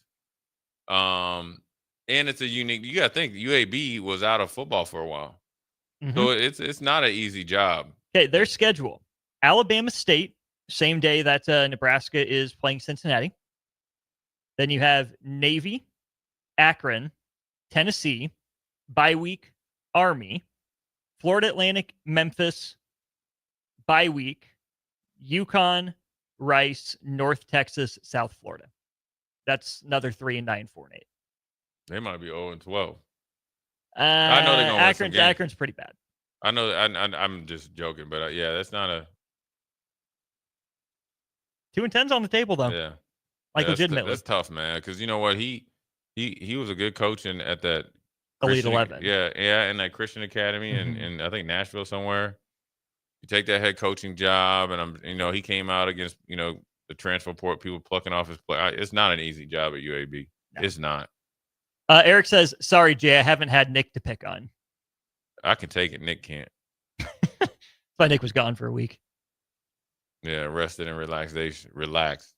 North of the border, but he's back now. So what do you think? 8 years? 58? I'll give you 5. Again, right job, right situation. Oh, heck, FCS, I think maybe 5. Yeah. Started as a D coordinator. I wonder what I'd call. Jay Foreman, Montana State defensive coordinator. Do a year, grunt work, learn everything, or 2, jump into it. The thing is, I'll do it for free. Analyst, linebackers coach, 2 years of DC. Second year, you get the associate head coach tag. 5th year, head coach gets poached. You like your situation, you're staying, you take over. There it is. There's your 5-year plan, Jay. Then what would happen? What do you think the AD would do if me and Harbaugh with a handshake? Hey, that's the problem. The handshake. Because I'm going to dap up and hit you with the forearm. Yeah, you got me this time. I'll see you next year, punk. Punk. Or when the South Florida guy did the old Texas coach? Yeah. I would hit him with like Harbaugh in the back. Good game. See you next year. We'll see you on the other side of this break talking with Evan Belanger of the Omaha World Herald. Watch Old School live on Facebook, YouTube, or Twitch. Old School with Foreman and Oerman on 93.7 The Ticket and theticketfm.com. There's a lot on the line in divorce. This is Joe Cordell of Cordell and Cordell, the largest family law firm in the country, with over 35 years of helping clients navigate divorce. But being big doesn't mean less personal or less local. Our attorneys live and work in your community, and as neighbors, they understand the challenges your families face. Divorce is complicated. It affects every part of your life: your home, savings, retirement, and of course, kids. So when you find yourself facing divorce and the unexpected directions that it can take, it's times like this that you need a partner you can count on. If you're a man facing divorce, contact Cordell and Cordell today to connect with a local divorce attorney who understands the challenges you're facing on a personal level. Text GO99 to 32 32 32. GO99 to 32 32 32. GO99 to 32 32 32. 1221 N Street, Lincoln. Texting privacy policy and terms and conditions posted at textingterms.us. Texting enrolls you for recurring automated text marketing messages. Message and data rates may apply. Reply, stop to opt out. When only the best will do. Sartor Heyman Jewelers. Rick Heyman here from Sartor Heyman Jewelers. I want to personally thank our great customers for voting us once again the best of Lincoln. At the same time, we're celebrating our 120th year in business in the great state of Nebraska. Visit us at South Point, Grand Island, and the Outlet in downtown Lincoln. Visit us today at sartorheyman.com. Sartor Heyman Jewelers. Empire Netting and Fence delivers top quality netting and fence solutions. From major sports venues to backyard installs and everything in between, coast to coast. We take on tough jobs with grit, integrity, and a strong commitment to safety. Empire is growing, and we're hiring motivated people ready to grow with us. We build each other up, and we're building something big. Think you've got what it takes? Apply now at empire-fence.com. That's empire-fence.com. Anybody know a good electrician to call? Here's a suggestion. Just call Bryant. The Lincoln Company you've trusted for over 70 years with air conditioning, heating, and plumbing is also the company to call for an experienced, licensed electrician to change a light fixture, install a fan, upgrade your electrical panel, or solve any electrical problem. Call 467-1111 for a free estimate or schedule an appointment. Also schedule online at BryantLincoln.com. Bryant Air Conditioning, Heating, Electrical, and Plumbing. Whatever it takes. Harvest season is coming, and Acres has discounted many of our late model John Deere combines. Get thousands in discounts and upgrade for this year's harvest. Plus, you could save even more with interest rates starting as low as 1.9% on select units. Low interest rates combined with our huge discounts, there's not a better time to buy. Visit acres.com for all the details. That's AKRS.com. Restrictions apply. Offer ends August 31st, 2025. Subject to approved financing. Offer may change at any time without notice. When it comes to concrete, Stevens & Smith Construction doesn't stall. They go for the takedown.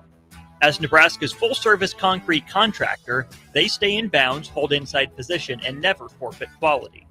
Whether it's foundations, flatwork, or concrete coatings, they elevate performance and pin down results that win every time. Stevens & Smith Construction is a proud sponsor of Takedown Tuesdays on 93.7 The Ticket.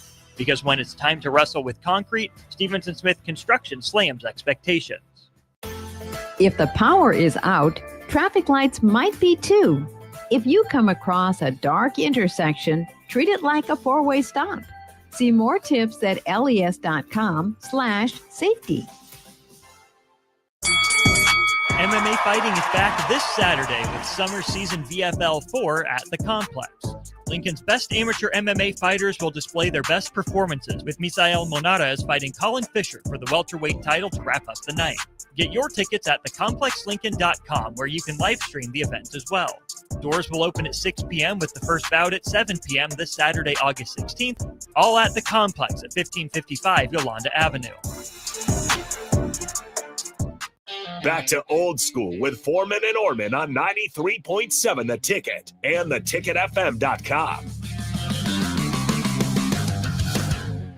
Well, welcome back into Old School. This segment brought to you by Heartland of Nebraska Windows. Check them out online at heartlandofnebraskawindows.com. Lots of great stuff going on down there, locally owned, family-owned, and operated company out of Hallam. We're headed to our Allo Fiber VIP line, where we are joined by Evan Bland of the Omaha World Herald. Evan, happy Wednesday to you. How are you, good sir?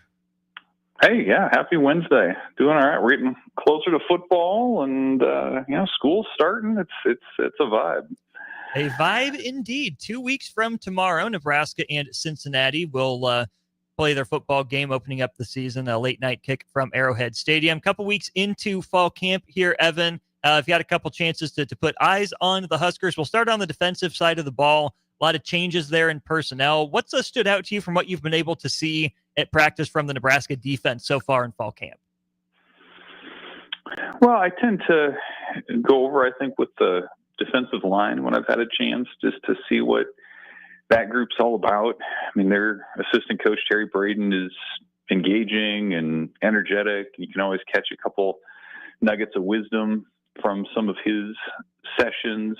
I kind of like to try to get a better sense of what that rotation could look like. I mean, Riley Van Poppel looks the part, certainly.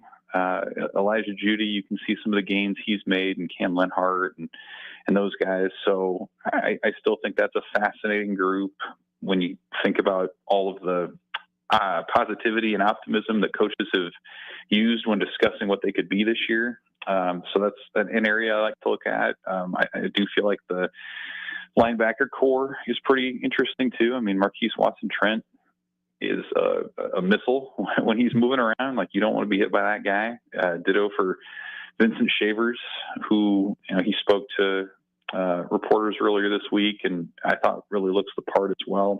He's gotten bigger and stronger since we saw him in New York City, and Javen Wright's back in the mix. So, I think it's a group that may be destined to be used in a similar way that those guys were in 2023, where it wasn't necessarily a defensive star or two, but it was more like there's a lot of depth and they're going to rotate a lot of guys. And that's kind of the sense I get just looking at how they've been physically, and you hear about how some of the rotations might be coming together. You just kind of get the sense that it's not going to be 12 or 13 or 14 guys that are contributing for the Black Shirts. It might be, 17, 18, 19 that are going to get significant snaps as the season goes on. A name I don't think we've heard much of throughout fall camp, despite being a big recruiting splash out of the transfer portal. Williams Namarni, what are your impressions of him, where he's at in his first season in Nebraska's program? Yeah, I mean, John Butler said pretty clearly, I think it was last week or earlier this week, that he's going to play. And it's just kind of an interesting journey for him, right? I mean, former 5-star kid out of the Kansas City area, and he redshirts at Missouri, plays in a handful of games, but you got some work to do physically to be able to play at that level. And it looks like he's done a lot of that work this offseason. I think Nebraska's nutrition has agreed with him, and the culture has probably been good for him and in his development as well. And, I think just based on what we've seen and heard, he'll be in the mix. He's not going to be a starter, certainly not right away, but I think he can be a rotational guy. And, maybe he can be one of those guys that if he's showing an ability to rush the passer with some degree of regularity, maybe he fills sort of that James Williams role from last year, where he could come in on some third downs and you just know he's going to get after the quarterback. So that could be the starting point for him. I think long term, he certainly has the pedigree and the ability to be an every down guy, but easy to forget that he's still just in his second year as a college player, has 4 years of eligibility to go. And, at the very least, he'll probably be providing some depth this year, and we'll see, if anything can come beyond that right away.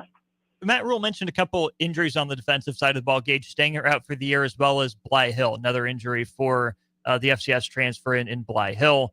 What does that mean for a guy like Andrew Marshall? Are they looking at him as getting more cornerback reps? Is he ahead of Bly Hill on the depth chart, or is he still kind of in that return specialist kind of role, just hoping to get some reps in the defensive backfield?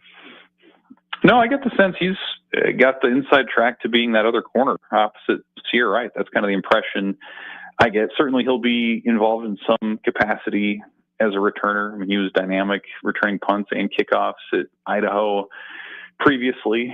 So I think he has the ability to be a difference maker there. But yeah, I think he was probably ahead of Bly Hill. I mean, you feel for Hill because you think back to leading up to the spring game in 24.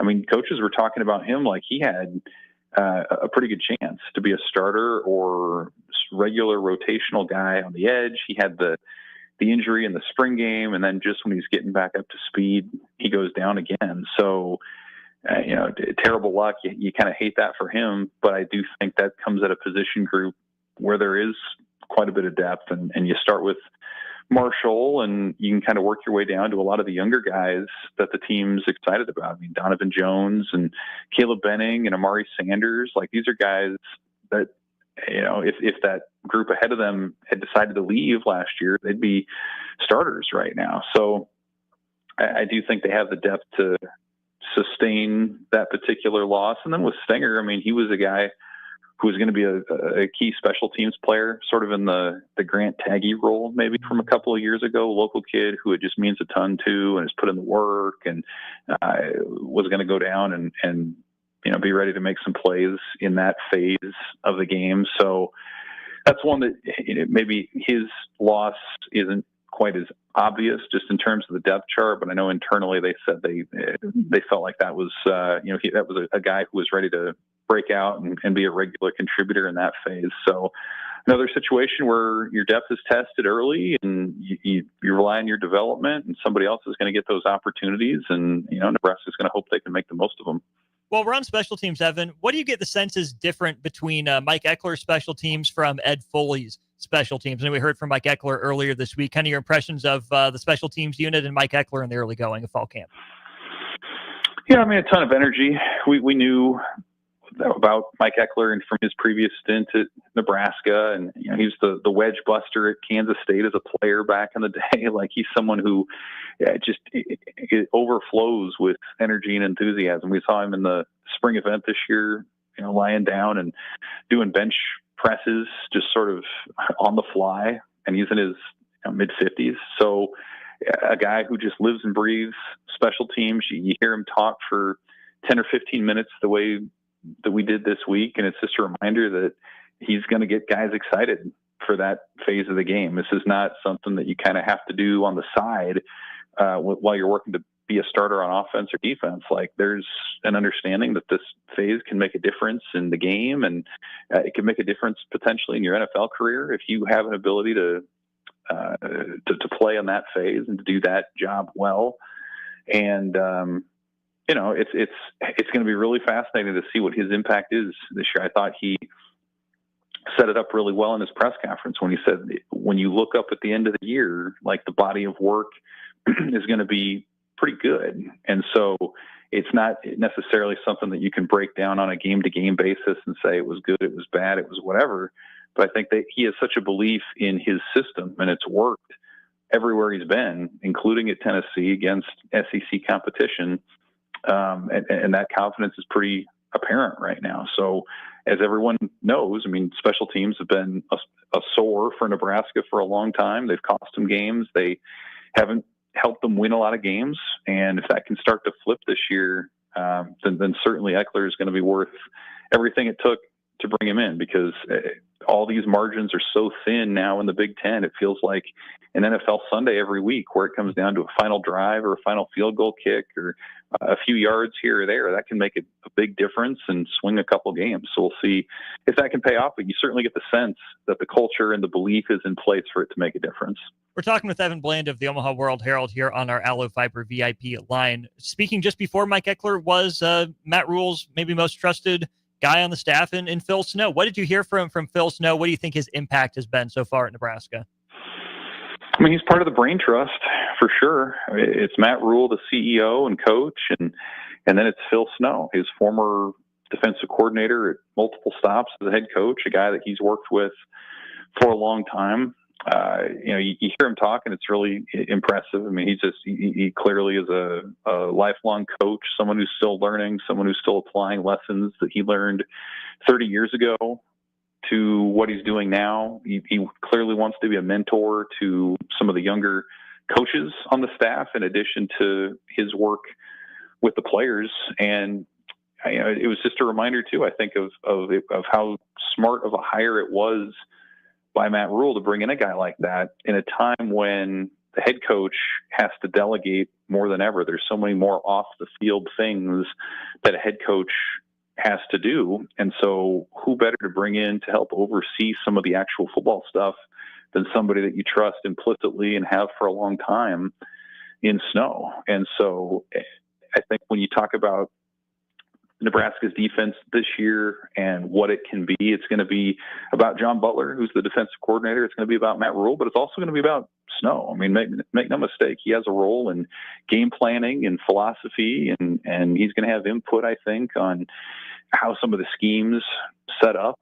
And so what a benefit, what an advantage for Nebraska to have a guy with that level of knowledge just in the game and in how Matt Rule likes to do things to be there. So it's certainly a reminder of that, and I'm sure his impact will be felt this year, even if he's not the guy up front every week during press conferences. Nebraska, of course, changed coordinators on both sides of the ball, but Evan, both guys were on staff last year, at least for some portion of the season. John Butler, all year secondary coach, and then obviously Dana Holgorsen came on in late October, early November for Nebraska. Do you think that's made the transition to going to those two gentlemen's schemes a little easier on the players so far in spring ball and fall ball? Yeah, certainly on offense, I think that's been the case. I mean, we heard from players and from Holgorsen himself saying how invaluable that time was, not just the stretch in November, but then you had the entire month of December. You had bowl practices to acclimate, to get to know the roster. They got to know him a little bit. And so then you could go into spring and the summer sort of running without having to start from scratch. And from what we've seen in open practices and things like that, like it's I think where Nebraska wants it to be. They understand what he's looking for in terms of pass concepts. He's been able to work with Dylan Raiola now for, whatever it's been, 9 or 10 months. So there's a ton of value there. And with Butler, I don't know that it's all that different from what Tony White ran. I mean, Nebraska still wants to employ a 3-3-5. Butler's plenty familiar with the back end of that, I guess the 5 part of that from his time with the defensive backs. And, he's somebody too who you hear talk and hear other people describe his teaching style. He can boil it down and make it simple and make it so, players can execute what's being called without having to overthink and slow down trying to analyze things. So I think you've got 2 good teachers in their new coordinators. That's something you can't really overstate the importance of. Like that's really key. And Nebraska's had guys the other way that hasn't been true for. So I think that familiarity, that teaching style, the way that they both connect with players in probably different ways, sure, it absolutely could pay off and maybe makes that transition not quite as abrupt as if these were just kind of traditional new coordinator hires like you might see in other places. Pretty much 2 weeks left before the first game, Evan. What are the kind of key position battles that you're watching here with just a couple weeks left before kickoff? Offensive tackle would be one for sure. You want to see how that shapes out on the edge. It looks like, just based on what you see in a little bit of open practice, maybe Elijah Pritchett and Teddy Prohaska are working with possible slight edges there. It's really hard to say. Gunnar Gatula's in that mix. Tyler Kanak, Turner Corcoran. I mean, all those guys are back and practicing as well. So how does that shake out for the opener? And then we'll see how much they want to rotate those guys, or if you just sort of have a starting 5 and lean on them primarily. Kicker would be another one.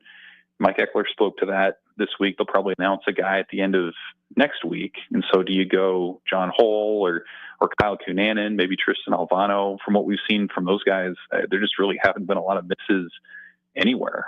So that's probably going to come down to some really, detailed stuff, maybe distance, whatever it might be. That's one I think that you look at. And then I kind of mentioned defensive line a little earlier. I don't know how much doubt there is necessarily in who the starters are, but just like what's that rotation maybe beyond Riley Van Poppel and Cam Lenhart and Elijah Judy? I mean, how much does Williams Winery factor into that? Jalen George, Keona Davis, are those guys ready to make that next step as well? I think there's a lot of that going on where maybe some of the starters are more set, but who's that next wave of guys that are going to get that opportunity whenever it comes up during the season? I think that's still something they're sorting through here with a couple weeks to go. Couple weeks to go before kickoff as of tomorrow officially. That's Evan Bland of the Omaha World Herald joining us on our Allo Fiber VIP line. Evan, as always, great to talk to you. Thanks for your time, and we'll do it again soon. Thanks, Austin. See ya. Big thanks to Allo for their sponsorship of that VIP line. Allo is where they understand the importance of both exceptional service and local heart. We'll go to break, wrap up hour 2 of Old School, get you set up for the third hour of the show after this. You're listening to Old School with Jay Foreman and Austin Oerman. Download the mobile app and listen wherever you are on 93.7 The Ticket and theticketfm.com. Are you ready for a new opportunity? Check out Sandhills Global. Join a dynamic team where your skills are valued and your career can soar. We offer full-time positions with a 4.5-day work week, competitive pay, excellent benefits, and a positive work environment. From IT and marketing to sales and finance, we're looking for talented individuals like you. Apply today at sandhills.jobs and take the first step towards an exciting future. That's sandhills.jobs. Don't wait. Apply now. There's a lot on the line in divorce. This is Joe Cordell of Cordell and Cordell, the largest family law firm in the country, with over 35 years of helping clients navigate divorce. But being big doesn't mean less personal or less local. Our attorneys live and work in your community, and as neighbors, they understand the challenges your families face. Divorce is complicated. It affects every part of your life, your home, savings, retirement, and of course, kids. So when you find yourself facing divorce and the unexpected directions that it can take, it's times like this that you need a partner you can count on. If you're a man facing divorce, contact Cordell and Cordell today to connect with a local divorce attorney who understands the challenges you're facing on a personal level. Text GO99 to 323232. GO99 to 32 32 32. Go 99 to 32 32 32. 1221 N Street, Lincoln. Texting privacy policy and terms and conditions posted at textingterms.us. Texting enrolls you for recurring automated text marketing messages. Message and data rates may apply. Reply, stop to opt out. Harvest season is coming, and Acres has discounted many of our late model John Deere combines. Get thousands in discounts and upgrade for this year's harvest. Plus, you could save even more with interest rates starting as low as 1.9% on select units. Low interest rates combined with our huge discounts, there's not a better time to buy. Visit acres.com for all the details. That's AKRS.com. Restrictions apply. Offer ends August 31st, 2025. Subject to approved financing. Offer may change at any time without notice. Ready to score big with your projects? Look no further than Edward Stone, the MVP of natural stone for over 2 decades. Edward Stone is cranking out over 30,000 square feet every week and offers a winning lineup of over 70 quality natural veneer stone selections. Their unbeatable variety and experienced team will ensure your project is a success, whether it's a home renovation or a commercial build. And hey, they're not just about stone. They've got an all-star lineup of fireplaces, cast stone, brick, and much more. Swing by one of their locations in Lincoln or Omaha today and experience the Edward Stone difference, your reliable choice for over 20 years. Empire Netting and Fence delivers top quality netting and fence solutions. From major sports venues to backyard installs and everything in between, coast to coast. We take on tough jobs with grit, integrity, and a strong commitment to safety. Empire is growing, and we're hiring motivated people ready to grow with us. We build each other up, and we're building something big. Think you've got what it takes? Apply now at empire-fence.com. That's empire-fence.com. With UBT, you've got total control over your money.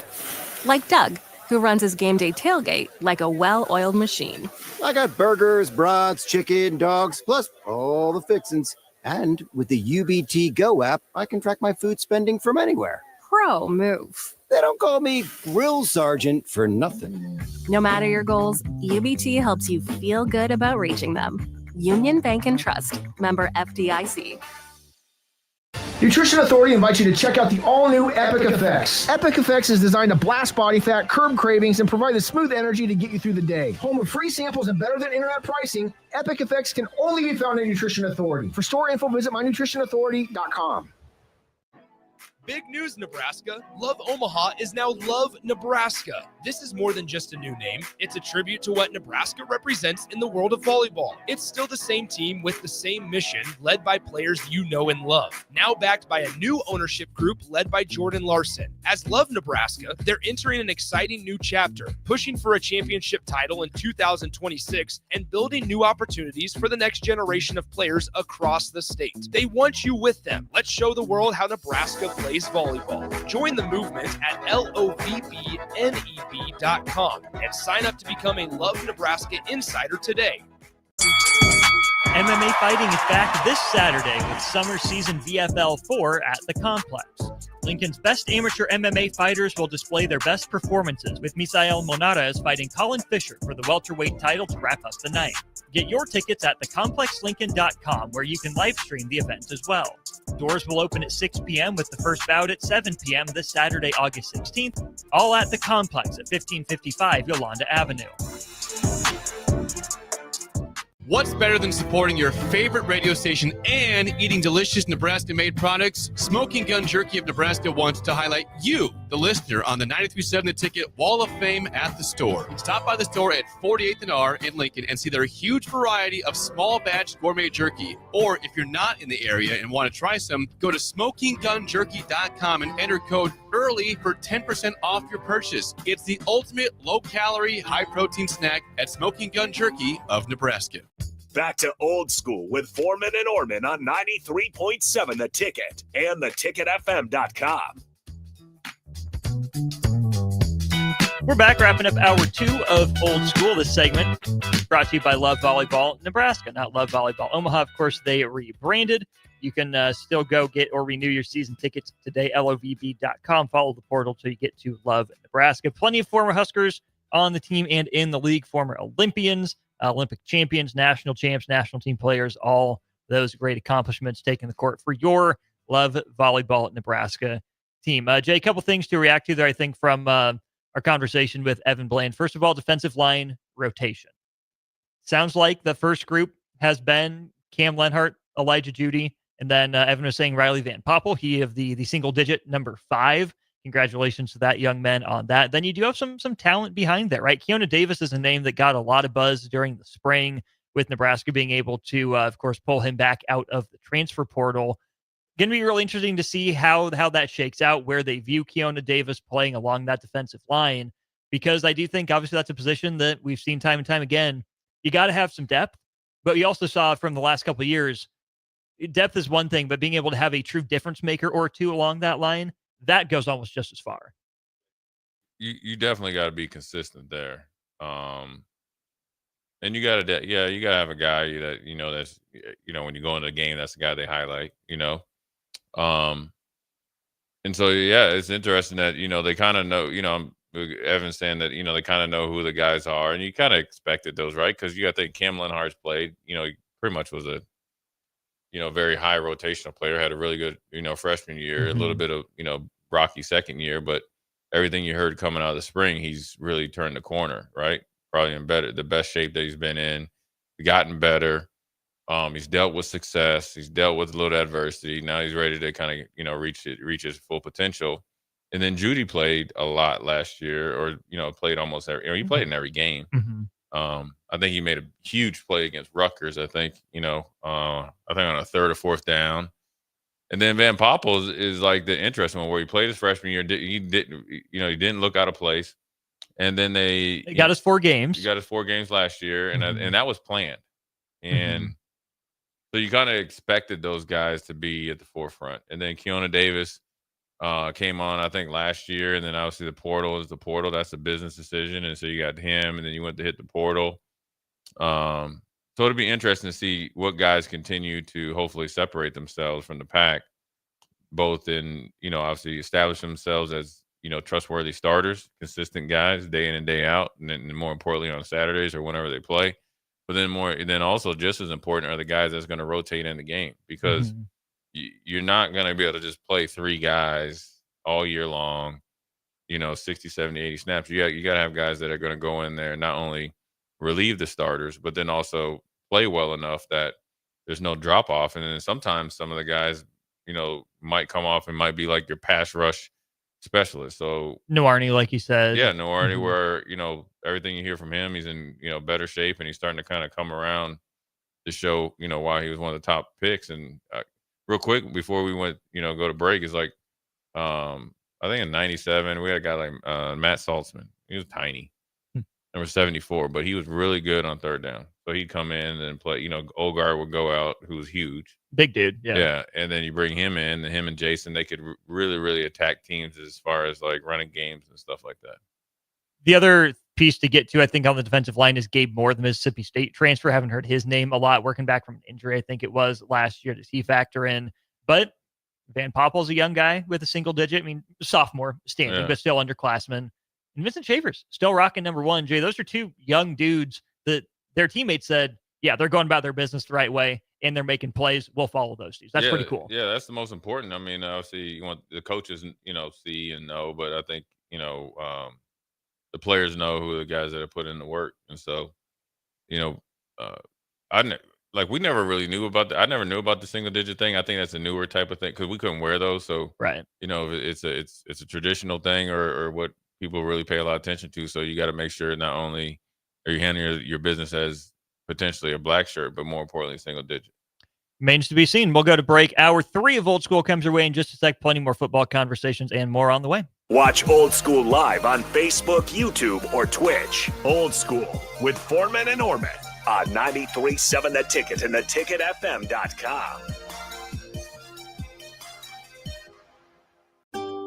Load up on meat and more this spring at the Mercado by Certified Piedmontese, with great selections of T-bones, tomahawks, ribeyes, filet mignon, brisket, sirloin, and so much more. The Mercado has locations at 84th and Havelock, 30th and Yankee Hill, and now 85th and Old Cheney in Lincoln, where you can have $2 draft beer every Thursday night from 4 to 8 p.m. and half-price espresso drinks on Fridays from 8 a.m. to 2 p.m. Get to the Mercado today for the best meat in town. Ready to score big with your projects? Look no further than Edward Stone, the MVP of natural stone for over 2 decades. Edward Stone is cranking out over 30,000 square feet every week and offers a winning lineup of over 70 quality natural veneer stone selections. Their unbeatable variety and experienced team will ensure your project is a success, whether it's a home renovation or a commercial build. And hey, they're not just about stone. They've got an all-star lineup of fireplaces, cast stone, brick, and much more. Swing by one of their locations in Lincoln or Omaha today and experience the Edward Stone difference, your reliable choice for over 20 years. A lot of businesses say they're family focused, but when tough situations in life arise, the business wants anything but your best interests. James Enterprise Incorporated is hiring, and they will always treat their employees like family, just as they do their customers. James Enterprise Incorporated is hiring Class A and B CDL drivers, a shop tech, and a diesel mechanic. If you're looking for a career with a company that goes above and beyond to value you and your family, apply today at jamesenterpriseinc.com or call 402-432-6740. This is Lincoln's home for sports talk on the FM dial. Also online at theticketfm.com. On the internet. KNTK FM Firth, 93.7 The Ticket. A1 Automotive's second location is now open at 5110 State Hill Drive, just off of Yankee Hill Road. The new location continues to specialize in all makes and models and provides personalized service as they have for 15 years. With the school year here, A1 Automotive reminds you that college students get 10% off any service, and they offer free tire repair with a valid college ID. Schedule your appointment today at a1autolincoln.com and visit their new location in South Lincoln at 5110 State Hill Drive or downtown at 11th and L. Are you looking to upgrade or improve the garage door on your home? This is Cameron Hall of Doors Plus. At Doors Plus, we guarantee to offer a wide selection of options from 5 leading garage door manufacturers as we deliver a free estimate, exact measurements, and rapid installation with a 3 to 5 week time frame. When you choose Doors Plus for your residential garage door needs, you'll work with our experienced technicians and be ensured that your new door seamlessly complements your home. Give us a call at 402-590-5800 or visit us online at doorsplusllc.com. Doors Plus, garage doors and more. Jack Russell of Farm Bureau Financial Services is here to help you protect things that are most important to you. Whether it's your home, your family, or your future, Jack Russell has the proven experience to get the job done while developing authentic relationships with you. Give Jack a call today at 402-421-9100. Again, that's 402-421-9100. Or visit one of his 2 locations in Lincoln or Seward and learn how you can excel in the complicated world of insurance. Jack Russell of Farm Bureau Financial Services, a trusted and well-respected representative since 1999. Harvest season is coming, and Acres has discounted many of our late model John Deere combines. Get thousands in discounts and upgrade for this year's harvest. Plus, you could save even more with interest rates starting as low as 1.9% on select units. Low interest rates combined with our huge discounts, there's not a better time to buy. Visit acres.com for all the details. That's AKRS.com. Restrictions apply. Offer ends August 31st, 2025. Subject to approved financing. Offer may change at any time without notice. Ryan, with all this red and all these people around, I'm still not seeing the tailgate. Todd Spidell, former body shop owner, terrible driver. We're getting close. Now, did you know with 3 locations in Lincoln and hundreds of years of combined technician experience, we can get Husker fans back on the road even quicker and safer after their tailgate mishaps? Oh, Todd, turn left right here. Left or right? Left, right here. Right? Well, you wait for the tow truck. I'm getting a hot dog. Well, I guess while I'm waiting. All right! Most recommended! Eustace Body Shop! Woohoo! Dude, you should be on American Idol. You really think so? No. Accidents happen, even to Husker fans. If it happens to you, call Eustace Body Shop, where our customers send their friends. The most recommended Eustace Body Shop. That's who we are. Empire Netting and Fence delivers top quality netting and fence solutions. From major sports venues to backyard installs and everything in between, coast to coast. We take on tough jobs with grit, integrity, and a strong commitment to safety. Empire is growing, and we're hiring motivated people ready to grow with us. We build each other up, and we're building something big. Think you've got what it takes? Apply now at empire-fence.com. That's empire-fence.com. Coming at you live from the heart of Lincoln, America. This is Old School, sponsored by the Mercado by Certified Piedmontese. Nebraska Football Hall of Famer Jay Foreman and Austin Oerman. Old School with Foreman and Oerman on 93.7 The Ticket and theticketfm.com.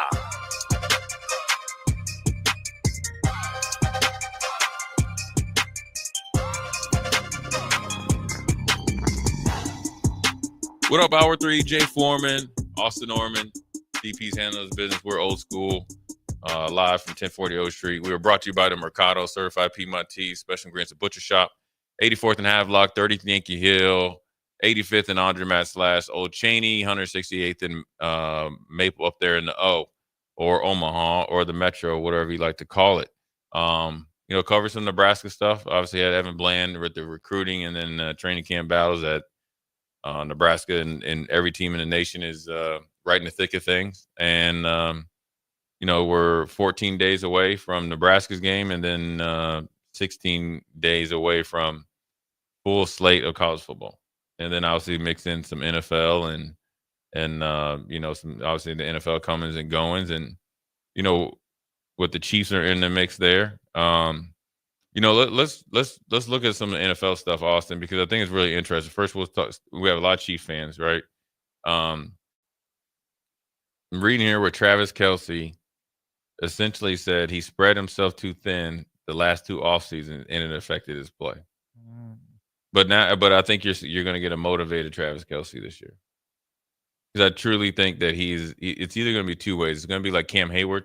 Into your career, Cam Hayward had like a career year last year, a kind of a hold in and not a hold out. And we'll talk about that too. We want the text line. I want your guys' opinion.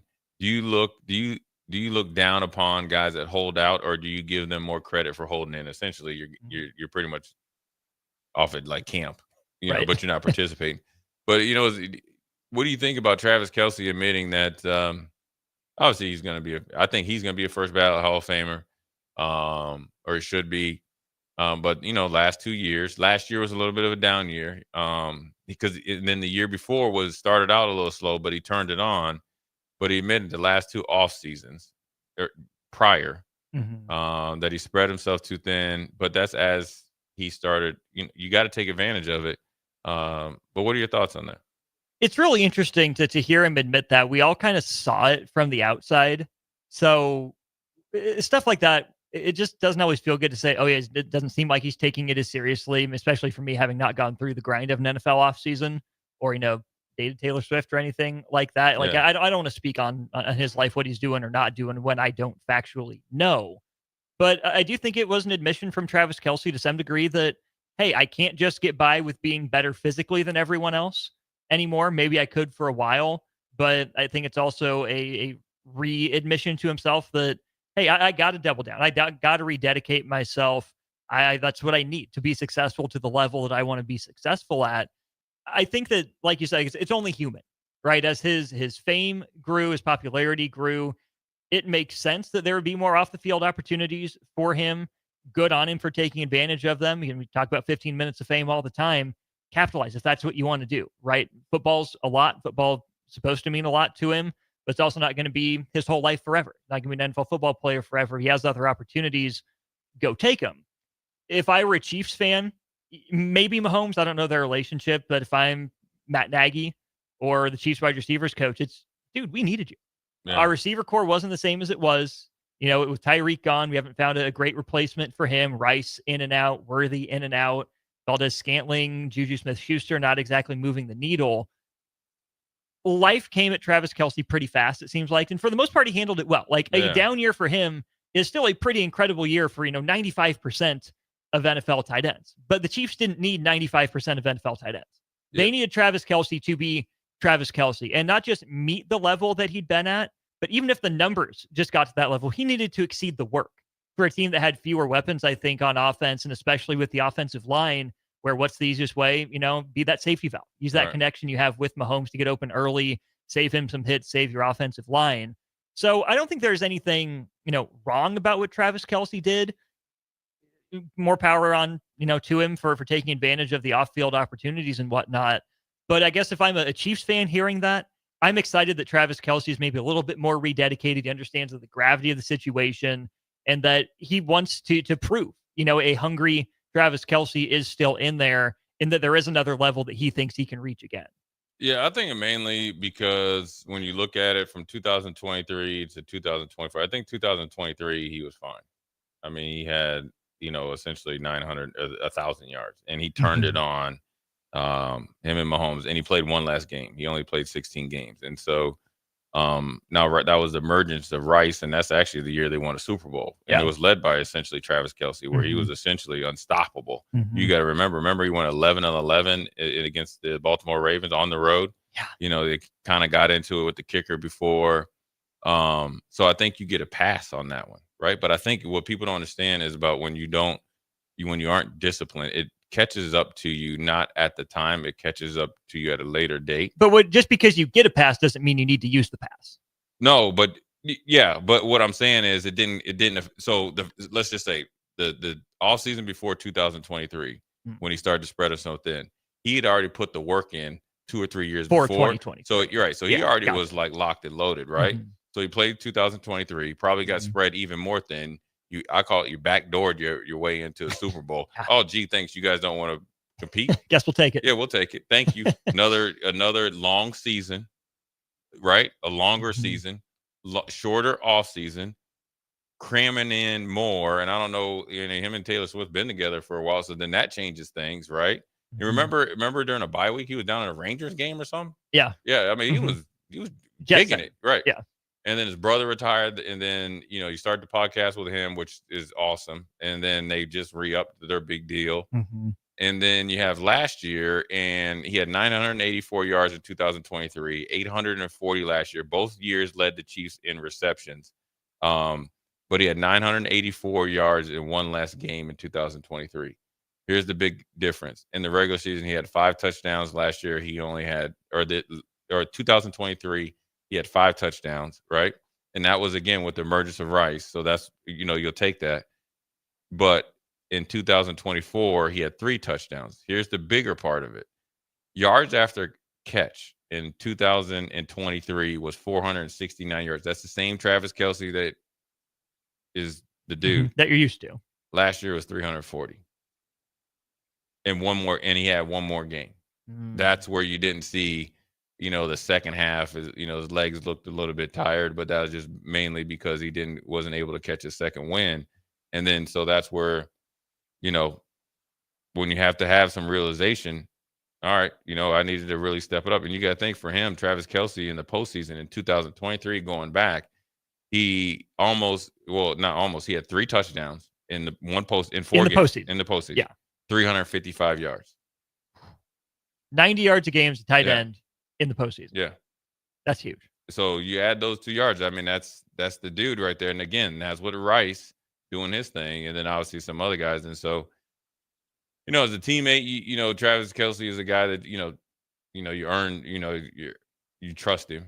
I would still take him, even though, and you never know if he had some ailment. So one thing I learned is you never pass judgment if a guy is having a down year, because you never know what's going on. It could be stuff at home. It could be stuff like internally. And so anytime, it takes a lot. This is, I guess you could think this about Nebraska as well.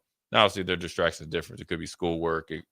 Obviously, it could be, home life as well, or you got something, extended family, or whatever it could be that's kind of, taking your mind other places. But I think sometimes, especially when you get these keyboard warriors and stuff like that, and this is just, in general, right? And everybody's fell into this trap of, coming down hard on players. Heck, when we were little, you drop a pass, all you suck or whatever. I think. Now there's money on the line, Jay.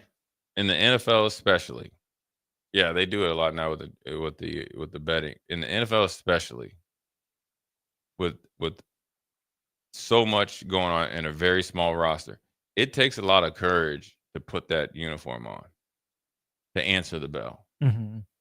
It does. I mean, there's a lot of guys that are contemplating whether they can muster up the to go do it another year, do it another week, because a lot of times, man, your body is broke down until Saturday. You play Sunday.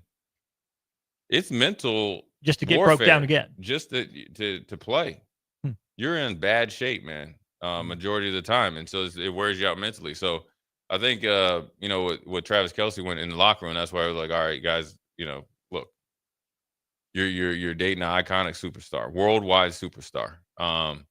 We understand you got distractions. I mean, every time she came to a game and all that, and I'm sure there's preparations prior to all that, and I'm sure it changed the way that he was able to do it. But then, I think now he probably has a better handle on it. Probably, I can't speak for him. I'm just assuming maybe she does too. So they're probably at different parts they're at a different, space in their relationship. So you can, and probably he's a voice like, hey, I gotta lock in. Mm-hmm. This is not how I'm going out. And plus the way they went out, getting embarrassed.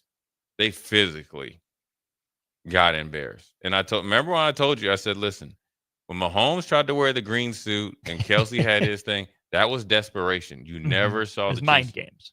That was a desperate mind game. Yeah. It was they felt they had to resort to it. They thought it would work. Mm-hmm. Not so fast. Were they more physically overmatched against the Eagles or the Bucs? Does it matter? It was it's different kinds. Well, hold on. You face Tom Brady, he's gonna cut your heart out. He gonna Hannibal Nectar you all day long. So I think Philly. I don't know, man, because the House of Spears got busy on him too. That's what I'm saying. To me, just from the outside view, obviously both teams dominated the Chiefs with their front four primarily. Philly seemed to do it a little more exotically than Tampa did, because that first offensive line that got run over was just getting beat by four-man pressures all day. Philly at least tried a couple interesting looks, and they all worked. Yeah, Philly. But Philly, I think, was the better team compared to Tampa. Well, I mean, the two receivers. I don't know, man. I mean, the Tampa team was really good. I'm just saying, we might be underrating last year's Eagles team. That was I pretty think they faced two really good, purposeful, physical teams, and they had the guys that could do it. Though, yeah, you got to think you had Levante David at his prime. You had 45. Is that Smith, the linebacker from LSU? Yeah, White. Yeah. When he was when his mind was right, mm-hmm. and they had Barrett from Jack Barrett from Boys Town. Yeah, and then they had Ndamukong Suh. Was big man Veda there too? I think so. You had Antoine Winfield. I mean, they had Carl Davis and all that. Mm-hmm. I think probably Philly overall was probably more talented.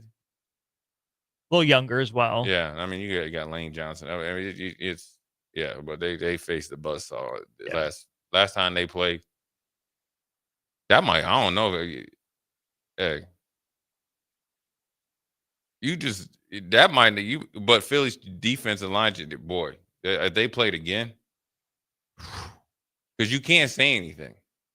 Like you're not, like you might be hyped up to play, but nah, like not only did we beat you, we really beat you. We took your Super Bowl manhood. Yeah.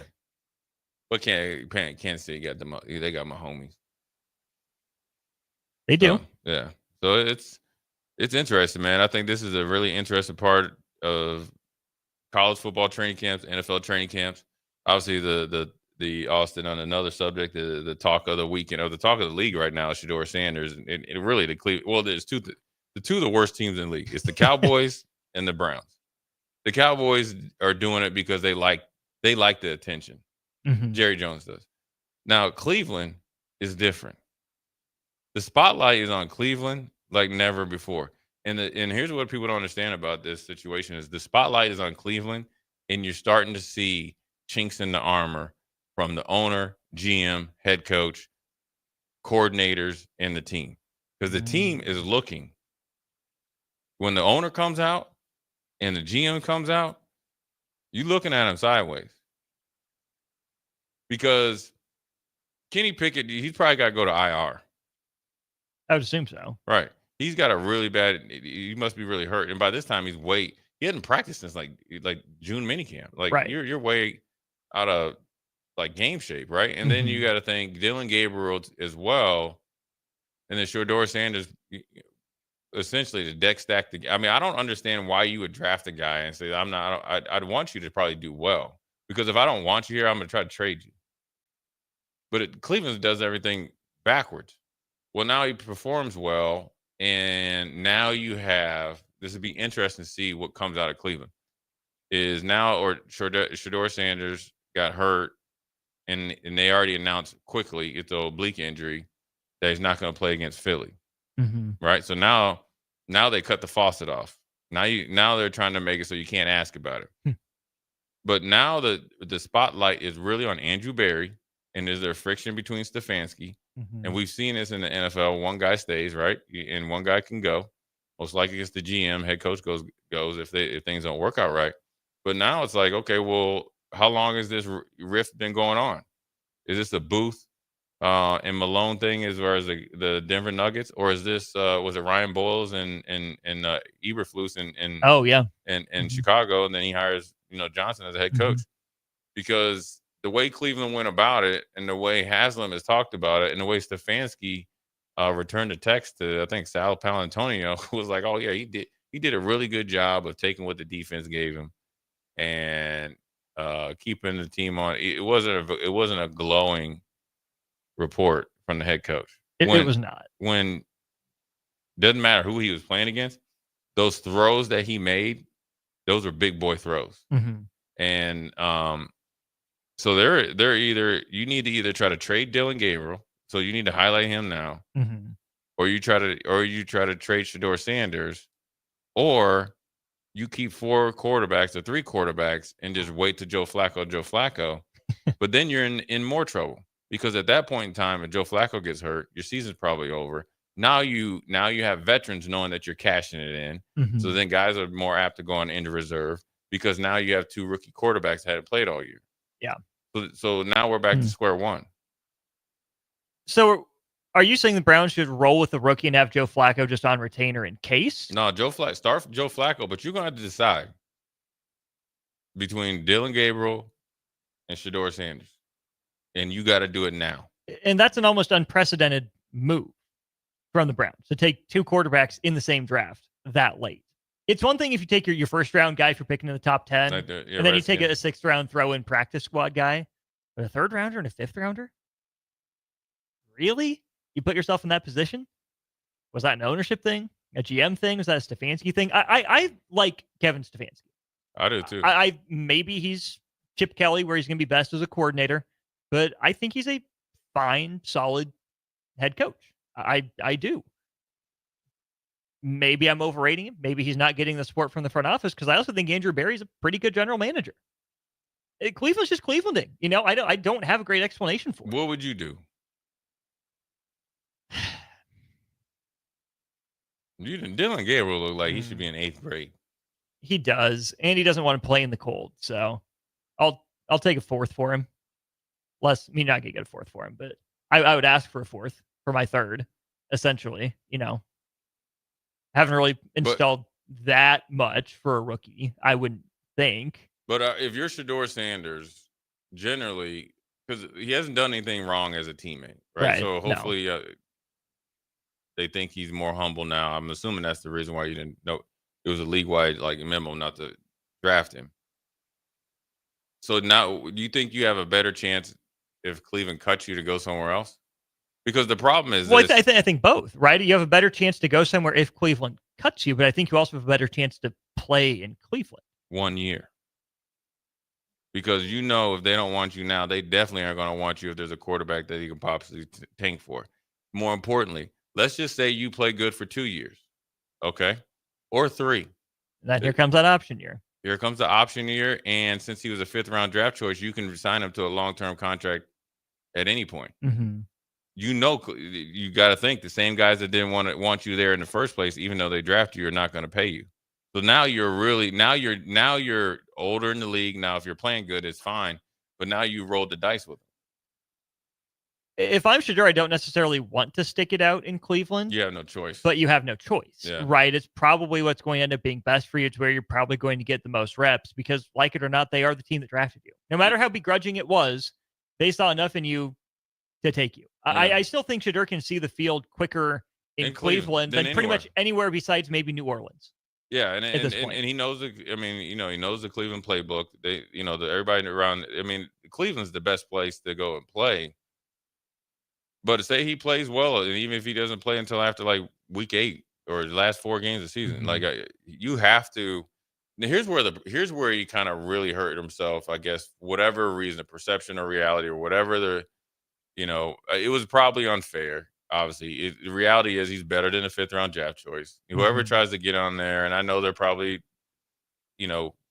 told what to say, like the Marcus Spears and all. They're like, oh, well, the draft. No, Marcus Spears, you know he's better than that. Matter of fact, Marcus Spears, you weren't a 1st round pick. Let's be honest. Right. All right.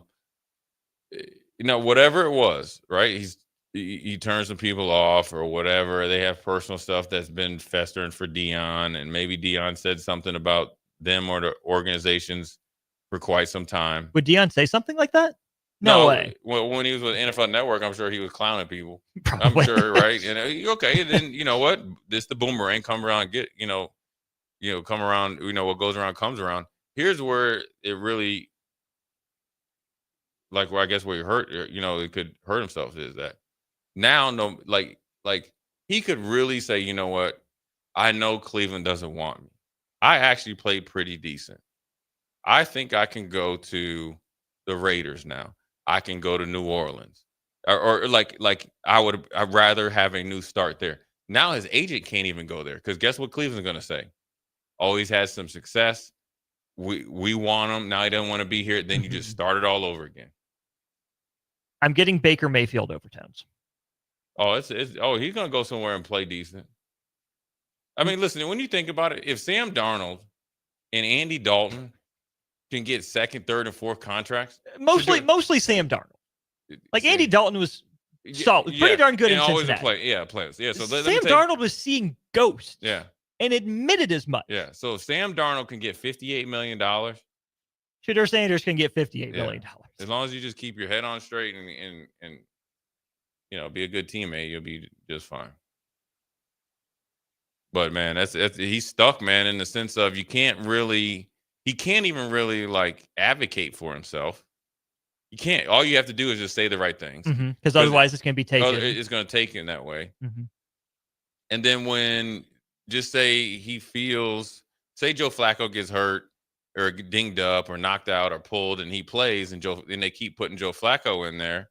Well, then he's like, well, I can't even validate if somebody, I guess in this case, retweets that he should be playing because then they're like, see, you're social media. So then it's kind of like now you just kind of got to wait it out and you got to either hope for whoever is the main person, he's got to be gone, whether it's Stefanski or Barry or both. Yeah. Or, I mean, if it's the owner, you just got to go move on. It's not going to be the owner. Yeah, you just got to move on somewhere else. But you know what? I don't think Carolina believes in Bryce Young. I think Bryce Young could be all right. I think he showed life last year. I don't think the head coach, he already told you, I want this dude. He didn't believe in him. No. So let's say you're the Saints. You don't like what Chuck's giving you. You don't like Spencer Rattler. He gets hurt or something. Who are you calling first? Indy for Richardson or Cleveland for Shedeur? I'm calling Cleveland first, but they will call and take Richardson and go through the pains of watching Richardson. That's how petty and dumb some people are in the NFL, especially if they have a long landing strip. It's petty. Richardson, I'm not going to turn he's getting, here's the funny thing about him. He's getting more opportunities than Justin Fields. And Justin Fields is actually performing. It's actually better. You know what I'm saying? Mm-hmm. So I hate to say he's not an NFL quarterback. He's not. I think for him, here's the thing. I saw this with David Carr. If you don't have somebody there to show you, and I talk about this, when they have financial advisors going, if you don't have somebody to show you, it hurts, man. But when David Carr went to New York, no chance of playing. Eli's there. Mm-hmm. He was able to be a really good backup and came in and won some games and then extended his career. Mm-hmm. That's why I see if Anthony Richardson can get somewhere. But he's got to get in his playbook. Like now. Like yesterday. Yeah. I hate it for him, but you know what? At least Daniel Jones is there. They can call Cleveland. It's not that far of a flight. Indianapolis to Cleveland, Cleveland to Indianapolis. Kenny Pickett. Yeah, bad. They would take Kenny Pickett before Shedeur. They would do that to me. Yeah, this is the problem with a lot. You will like sink the ship versus getting somebody that can drive the ship.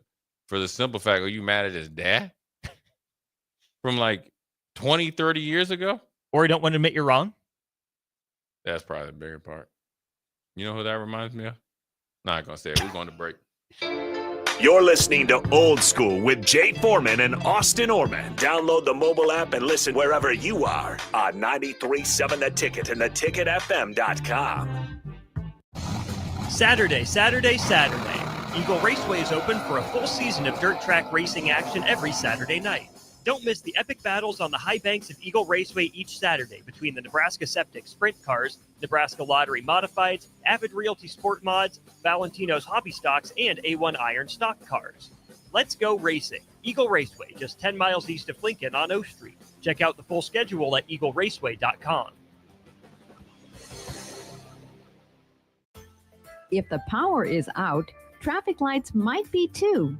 If you come across a dark intersection, treat it like a four-way stop. See more tips at les.com/safety.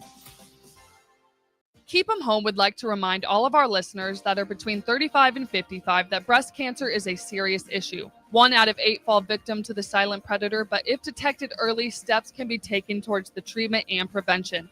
Please schedule a complete physical exam and a breast cancer screening today.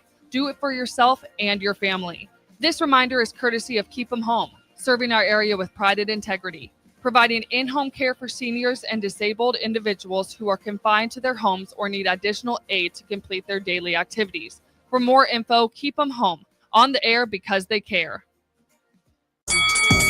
MMA fighting is back this Saturday with Summer Season VFL 4 at the Complex. Lincoln's best amateur MMA fighters will display their best performances, with Misael Monares fighting Colin Fisher for the welterweight title to wrap up the night. Get your tickets at thecomplexlincoln.com, where you can live stream the event as well. Doors will open at 6 p.m. with the first bout at 7 p.m. this Saturday, August 16th, all at the Complex at 1555 Yolanda Avenue.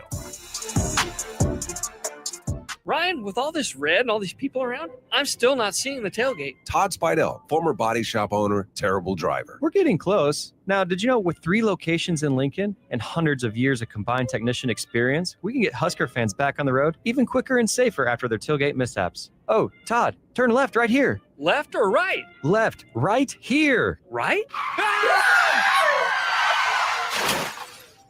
Well, you wait for the tow truck. I'm getting a hot dog. Well, I guess while I'm waiting. All right! Most recommended! Eustace Body Shop!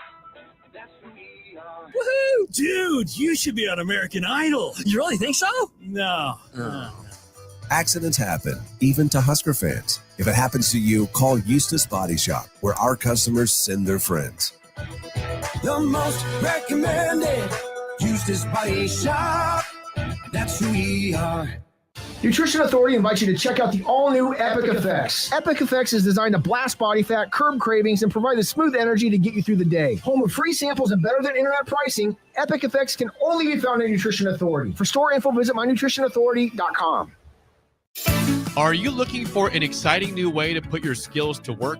Explore new career options in the fintech industry at Currency, a Sandhills global company. We offer full-time positions in financial sales, compliance, operations, and other fields. We also offer a 4.5-day work week, an attractive benefits package, and opportunities for advancement. Put your motivation to work and grow with us at Currency. Visit gocurrency.com/careers to learn more. Western Sand and Gravel is hiring for a variety of positions at their sand and gravel plants near Ashland. Apply today and receive a $2,500 hiring bonus. Available positions include plant operators, dredge operators, and shop service technicians. They offer great pay, health benefits, 401k, a wellness program, paid holidays, and paid time off. No matter your experience level, on-the-job training is available to help you build a rewarding career with Western Sand and Gravel. Start your career today. Visit westernsand.com.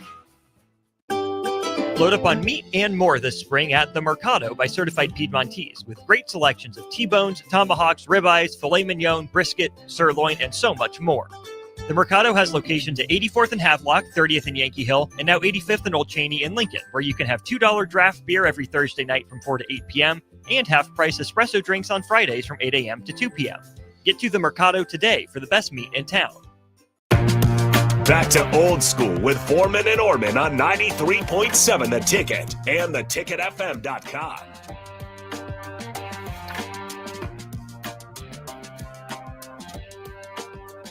What up? We're back. Second segment. Jay Foreman, Austin Oerman, Old School. Little inside NFL news. Hey, man. Here's the thing, Austin. Now we'll do a little baseball since everybody says all we do is football. Hey, man. The Twins said, you know what? Not so fast. We're still here. Yeah. The Pohlad family. Mm-hmm. I think between the Taylor family and that sale of the Timberwolves and the Pohlad family, it always, obviously they've been owners of the two franchises forever. I think they have a little bit of a hard time relinquishing those franchises. The Pohlads are a little bit older. I would probably have sold it, but now they're trying to get investors. It's just wildly fascinating to see them make that decision. Oh, no, we're good. We like our franchise. We're not going to sell it. Because it really seemed like they shipped off a lot of their assets at this trade deadline to put themselves in a better position to sell. Yeah. Maybe the best time to sell is, hey, we're winning. Come take this over. We'll get the most money. But a lot of groups will want to, buy low, right? Oh, yep, they bottomed out. We can do fresh start, all sorts of things. They brought in some new people, a handful of years ago to make some changes. Had a 100-win year, have made the playoffs. This year, it looks like they're deciding to blow it up. They're going to sell. But the fact that they changed their mind just makes them look cheap. Yeah, and they're going to get some investors, which I was like, what do you need investors for? Rich. Yeah. And the thing is, they were saying that they're going to try to create a winning culture and they want to win. So that lets you know you haven't been winning. It's like that old, was it Major League movie? Yeah. Yeah. No hot tub, no cold tub. The Jets aren't working. So, I grew up with the Twins, obviously winning World Series and doing well. So I don't, and then they've been pretty consistent with, was it Tom Kelly? Mm-hmm. And so, and then had the boy Ron Gardenhire. Yep, he did good. And was it Paul Molitor did decent? It's fine. Yeah. And so now they're a little bit of a downslope. And they have a great ballpark. Nice ballpark. I was there. Yeah, great ball. I like it. And then pretty good fan support, good time, and just not enough good players. I don't know if it's the foreign farm system or just, development or probably a little bit of everything. But I think it's another example, again, along with in the NBA news, and we're not just jumping around NBA news, is that the Portland Trail Blazers, Judy Allen, sold them for $4 billion. Woo! Now that's Portland. Yeah, but I think that's also, it lets you know it's probably not in her wheelhouse, right? Because Paul Allen was the original. Yeah. Mm-hmm. And she took over, sold it for $4 billion. Probably is like, all right, this is probably not what I want to do, and probably doesn't have any emotional attachment to it. Portland's really changed, Clyde Drexler isn't walking through that door, and he is not. Jerome Kersey, those guys, and so new ownership group is coming up there. But it's too many. Minnesota isn't a small market; it's a small market in baseball terms. Mm-hmm. Same with Portland in basketball terms, right? And two ownership groups. One's all right. We're waving the white flag. Now, granted, obviously, is Judy the daughter or the ex-wife or the wife? Ooh, I don't remember. Well, it's a family member, probably not invested. Versus you have the Pohlad family; they're not letting that bad boy go. No. And I wonder if it's because they know it's actually a decent moneymaker. Because if you ain't putting no money in, you're still putting butts in the stands. She's the sister, by the way. Sister. Okay. So, but again, that's probably not her deal. Well, even the worst franchises, like you buy one, you're going to make your money back. Yeah. Real quick. I mean, now, obviously, you have to have a lot of money to buy one of them. But think about, even in the last 10, 15 years, going from being sold for 100, 250 million to billions now. And of course, like the average sale price is highest in the NFL.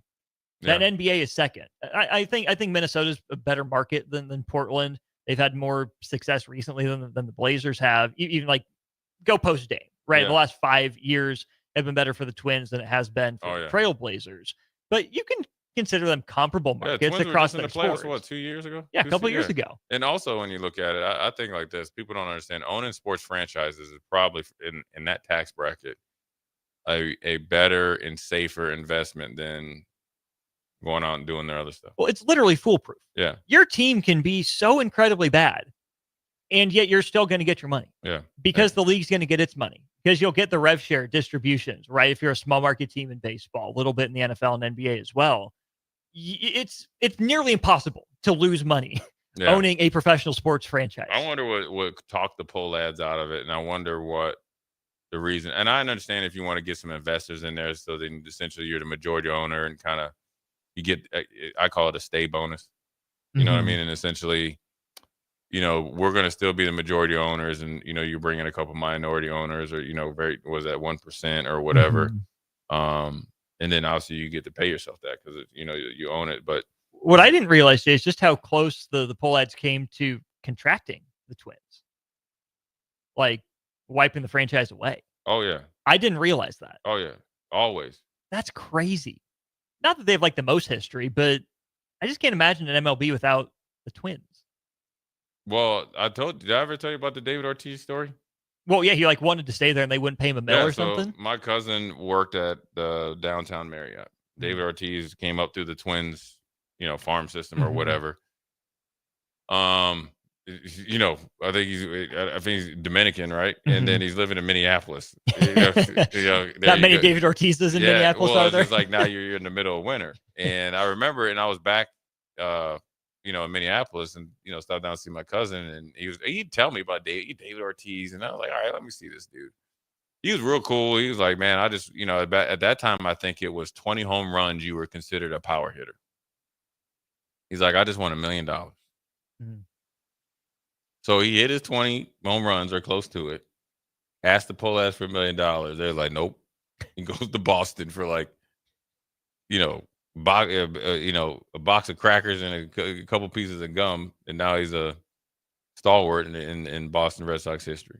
Yeah, some of the most legendary moments. And so the poll ads were notoriously like that, especially after winning a couple World Series with the Homer Hankies and stuff like that, where they always kind of brought in Jack Morris or whatever and all those guys and paid them pretty well. Kirby Puckett or whatever. Kirby Puckett had an office there and stuff. So yeah, it's along with standing always issues with them, but then I felt like since they're at this point, it's done. Like they wouldn't. Why would you sell it now? You already then kind of pump faked everybody when you could have sold it or or just wiped it or moved the team. You got to feel pretty good about knowing who your two partners are if you're going to pump fake and not sell. Well, the thing is that I think part of the reason why they got the new stadium was the pump fake. And, remember when that's a lot of public money too, though. Right. So they got it on the cheap for that. Exactly. But, and then you want to sell it now? Hey, if you ever want to just not be allowed to come back to Minnesota, just do that. Baseball's just so different, though, Jay, from the NBA to the NFL as well, because those leagues have salary floors. You got to be at 90% of the salary cap or whatever. Yeah. By the time training camp starts. Money. Yeah. Baseball, you don't have to, which small market teams have that excuse in baseball, which I find some charms and some quirks in baseball system appealing, right? Like, do I love the Dodgers, Yankees, Mets, Phillies, whatever, just blowing through the luxury tax? No, I don't. It's not my favorite thing as a fan of another small market team in the Royals. But also it gives me a much greater appreciation for, the Royals 2015 World Series, the Twins in the 90s. You think about even what Detroit was able to build there in the mid-2010s, mid to small market teams, when they can find a way to exploit some stat that other people are overlooking, to find, good enough players on the cheap and put together a team like that. I really respect that style of team building when these small market owners, especially primarily, are interested in winning. But you look at Pittsburgh, for example, maybe the poll ads up there in Minnesota. Seattle hasn't exactly spun a bench in free agency. Maybe not a great, example with their success this year. There is just nothing worse for sports when you have owners that don't care and don't try. Yeah. Because they know that they're going to double, triple, quadruple their money when they finally decide to sell. They can sit on it as long as they want, put as little into it as they can possibly imagine. And what are the repercussions? There are none. Yeah, There's no penalties. The biggest penalty is you'll get the 2-week, and that's a stretching it, embarrassment that the league will come in and force to sell, and then they'll sell it for you to whoever they deem fit to buy it, and then kind of manage it for the new owners. So it's interesting. That's kind of like the sidebar. Ryan in Nashville, he asked where do they have Harburg practicing tight end? Tight end safety. I got to be concerned. I think he's tight end. Yeah. All offseason. Ryan in Nashville, he's been a tight end for over a year because he did it last year in the bowl game. In the bowl game. Ryan in Nashville, stop paying attention to the Vols. Or stop reading whatever blog you've been reading that's giving you bad information that Heinrich Haarberg is going to play safety at 6'4", 240 pounds. That'd be the next coming of, like, it's before your time, David Fulcher or Kenny Easley or somebody like that. It'd be like Brian Urlacher when he came out of college. Remember, he was a safety? Yeah. Yeah. And then they bulked him up. Yeah. No, he's gonna be a tight end. So I think of all the positions, tight end is probably the least concerning. Oh, well, you got Lindenmeyer, you got Haarberg, Carter Nelson. Got Carter Nelson. And then because they asked him about it, they got Ingerson, yeah. 2 or 3 other young guys behind him. Unfortunately, the Markway injury. But other than that, I mean, you have 4 dudes that you feel okay with. Yeah, and I don't think they use tight ends like. I think they use kind of specialty, I call them a la carte pieces to take place of a traditional tight end.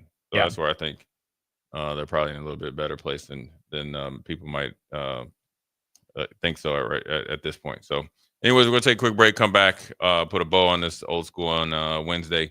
Jay Foreman, Austin Oerman. We'll be right back. Watch Old School live on Facebook, YouTube, or Twitch. Old School with Foreman and Oerman on 93.7 The Ticket and theticketfm.com. Load up on meat and more this spring at the Mercado by Certified Piedmontese with great selections of T-bones, tomahawks, ribeyes, filet mignon, brisket, sirloin, and so much more. The Mercado has locations at 84th and Havelock, 30th and Yankee Hill, and now 85th and Old Cheney in Lincoln, where you can have $2 draft beer every Thursday night from 4 to 8 p.m. and half-price espresso drinks on Fridays from 8 a.m. to 2 p.m. Get to the Mercado today for the best meat in town.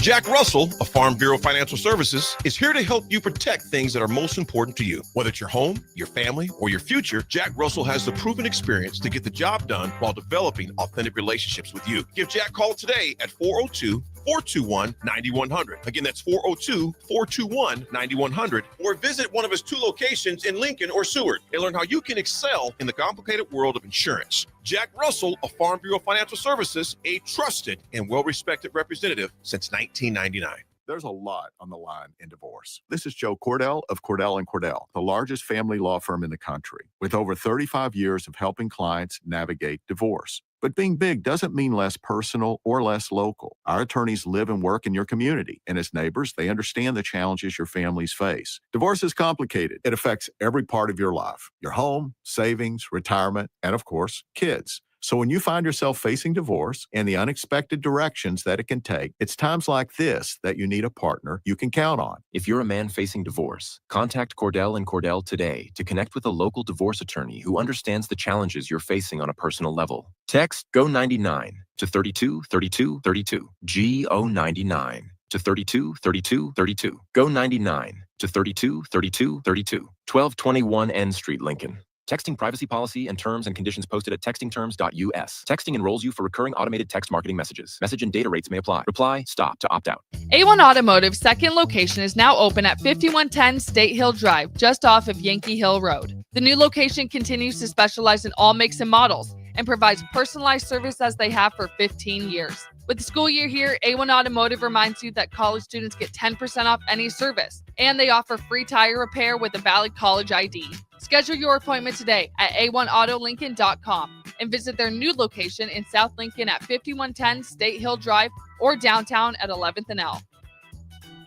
Western Sand and Gravel is hiring for a variety of positions at their sand and gravel plants near Ashland. Apply today and receive a $2,500 hiring bonus. Available positions include plant operators, dredge operators, and shop service technicians. They offer great pay, health benefits, 401k, a wellness program, paid holidays, and paid time off. No matter your experience level, on-the-job training is available to help you build a rewarding career with Western Sand and Gravel. Start your career today. Visit westernsand.com.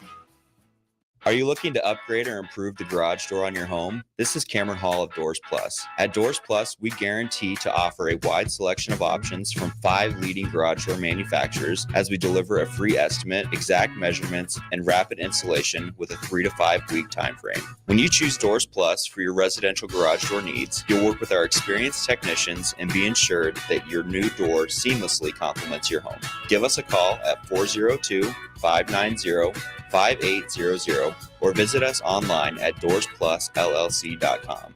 Doors Plus, garage doors, and more. Are you looking for an exciting new way to put your skills to work? Explore new career options in the fintech industry at Currency, a Sandhills global company. We offer full-time positions in financial sales, compliance, operations, and other fields. We also offer a 4.5-day work week, an attractive benefits package, and opportunities for advancement. Put your motivation to work and grow with us at Currency. Visit gocurrency.com/careers to learn more. A business's phone is the lifeline to its customers and potential clients. That's why it's so important that you can take calls seamlessly from anywhere, whether you're on the road or in the office. Hamilton Business Technologies can help ensure your phone rings wherever you are. We can equip your headquarters and any of its locations with the right tools for smooth, professional call handling. As the official business IT partner of the Huskers, we know how to keep Nebraska businesses connected. Learn more at hamiltonisbusiness.com. Back to Old School with Foreman and Oerman on 93.7 The Ticket and theticketfm.com.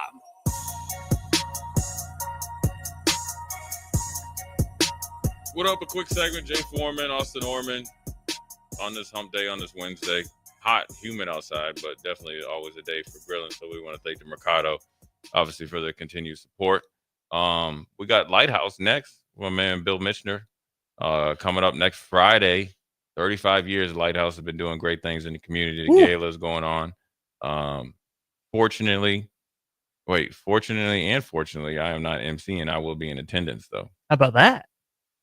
I gotta take my suit or whatever, tux in, and make sure that I can get the dust off. I was gonna say, what is the Jay Foreman gala attire? How does that work? Ideally, I'd just like to wear a black suit coat, black pants, white shirt, and some Air Force One. I gotta ask Bill if that's okay. You're Jay Foreman. It's gonna be okay. I don't think that's the case, but those. Do you still have your same 3-color suits from the end? Same ones? Yep. Nice. Yeah, they're a little dusty though, and I got the what is it? I got to change the bottoms of it a little bit. Yeah, it's the style has changed. A little bit too baggy. It is so funny going back through the NBA draft picks through the years. I weigh the same, but it's just not the same. The number's the same. The number is the same. I'm just not yoked up anymore. The proportions are a little different, maybe. Distributed. My guns are pea shooters right now. No. Went for a 50 cal to a 9mm. Yeah. You know what's funny is that I didn't have any arms when I came in, and I remember one time Jason Peter. I hope he's listening. We were on a text message. And we were talking about when I was a freshman. He was like, man, you had some skinny arms. You had some pea shooters, little twig arms you had. But I was strong, though. I was wiry strong. Wiry strong. There it is. Yeah. Yeah. Ben on our text line says, bring back the 90s baggy look. That's cool because, you know, they say, what does it go around? Yeah, cyclical. Yeah. Mm-hmm. Because what? Bell bottoms? Mm-hmm. Yeah. Floods? Right? Ooh. Yeah. What was your, when you look back at pictures of younger Jay Foreman, what was peak Jay Foreman fashion? I didn't have any. I told you. Was it Eric Dickerson Jerry curl? I had a Jerry curl for 4 days. Best 4 days of your life? I thought I was the coolest dude ever. My aunt did it for me. It lasted about 4 days. And I was always had like hand-me-downs. The worst thing that I remember was back when they used to roll their pants and all this other stuff. And so I was trying to, I just moved to Minnesota trying to do all that. My dad was like, listen, Trying to make a splash. you ain't pinning my dad was like, you better stop pinning your pants. It ruins your pants. And then I remember when I had this shirt I thought was tight. It was like purple, gray, had a, I think I might have got it from the JC Penney catalog from my grandma. So I thought I was styling. Mm-hmm. So of course, I wore it like once or twice a week. Oh yeah. And I took my senior picture with it. Had a super high top fade. Super high top? How high top fade we talking? I'm 6'2.5". I was a borderline 6'6". Woo! But it was untamed. Woo! It was untamed. All right. Oh, it was there. And then I brought that bad boy down here my freshman year. And the first time, like I must have been after 2 of days, went to a house party. We got out. I remember I walked in there. And I'm pretty sure they was like, what are you doing? Coach Osborne brought who here? Yeah. I had big old glasses and everything and stuff too. Ben wants to know, were you ever a bucket hat guy? I'm more of a bucket hat guy now. Oh yeah, I was. Oh yeah. Like fishing bucket hat. Yeah, I was. Yeah. When I was young, I used to have a Miami Hurricanes bucket hat. How about that? Yeah. What was it? All three primary colors? Was it more green, more orange? I had white? I had a green and white one. I had a green one and I had a white one. Nice. Yeah, bucket hat was my deal. I like bucket hats. Nice. I like bucket hats. I could have guessed that without even you saying that. Like that just seems like. Yeah, but it's you just gotta let it go. My almost right 2-year-old has a bucket hat. Dude pulls it off. Let me tell you. Yeah, I just let it go, just like my hair right now. And then plus, if your lineup is messed up or something, I think you can never get mad at somebody with a bucket hat. I mean, come on. Gilligan used to wear a bucket hat. Can't get mad at him. Yeah, you can't get mad at Gilligan. So, anyways, stay tuned. Lighthouse is next Friday. If you want to donate or attend, LincolnLighthouse.org. But Bill Michener is about to drop some knowledge again, like he does. So 2 more weeks or 2 more shows with Bill Michener. But for Jay Foreman, Austin Oerman, Old School, we'll holler at you tomorrow.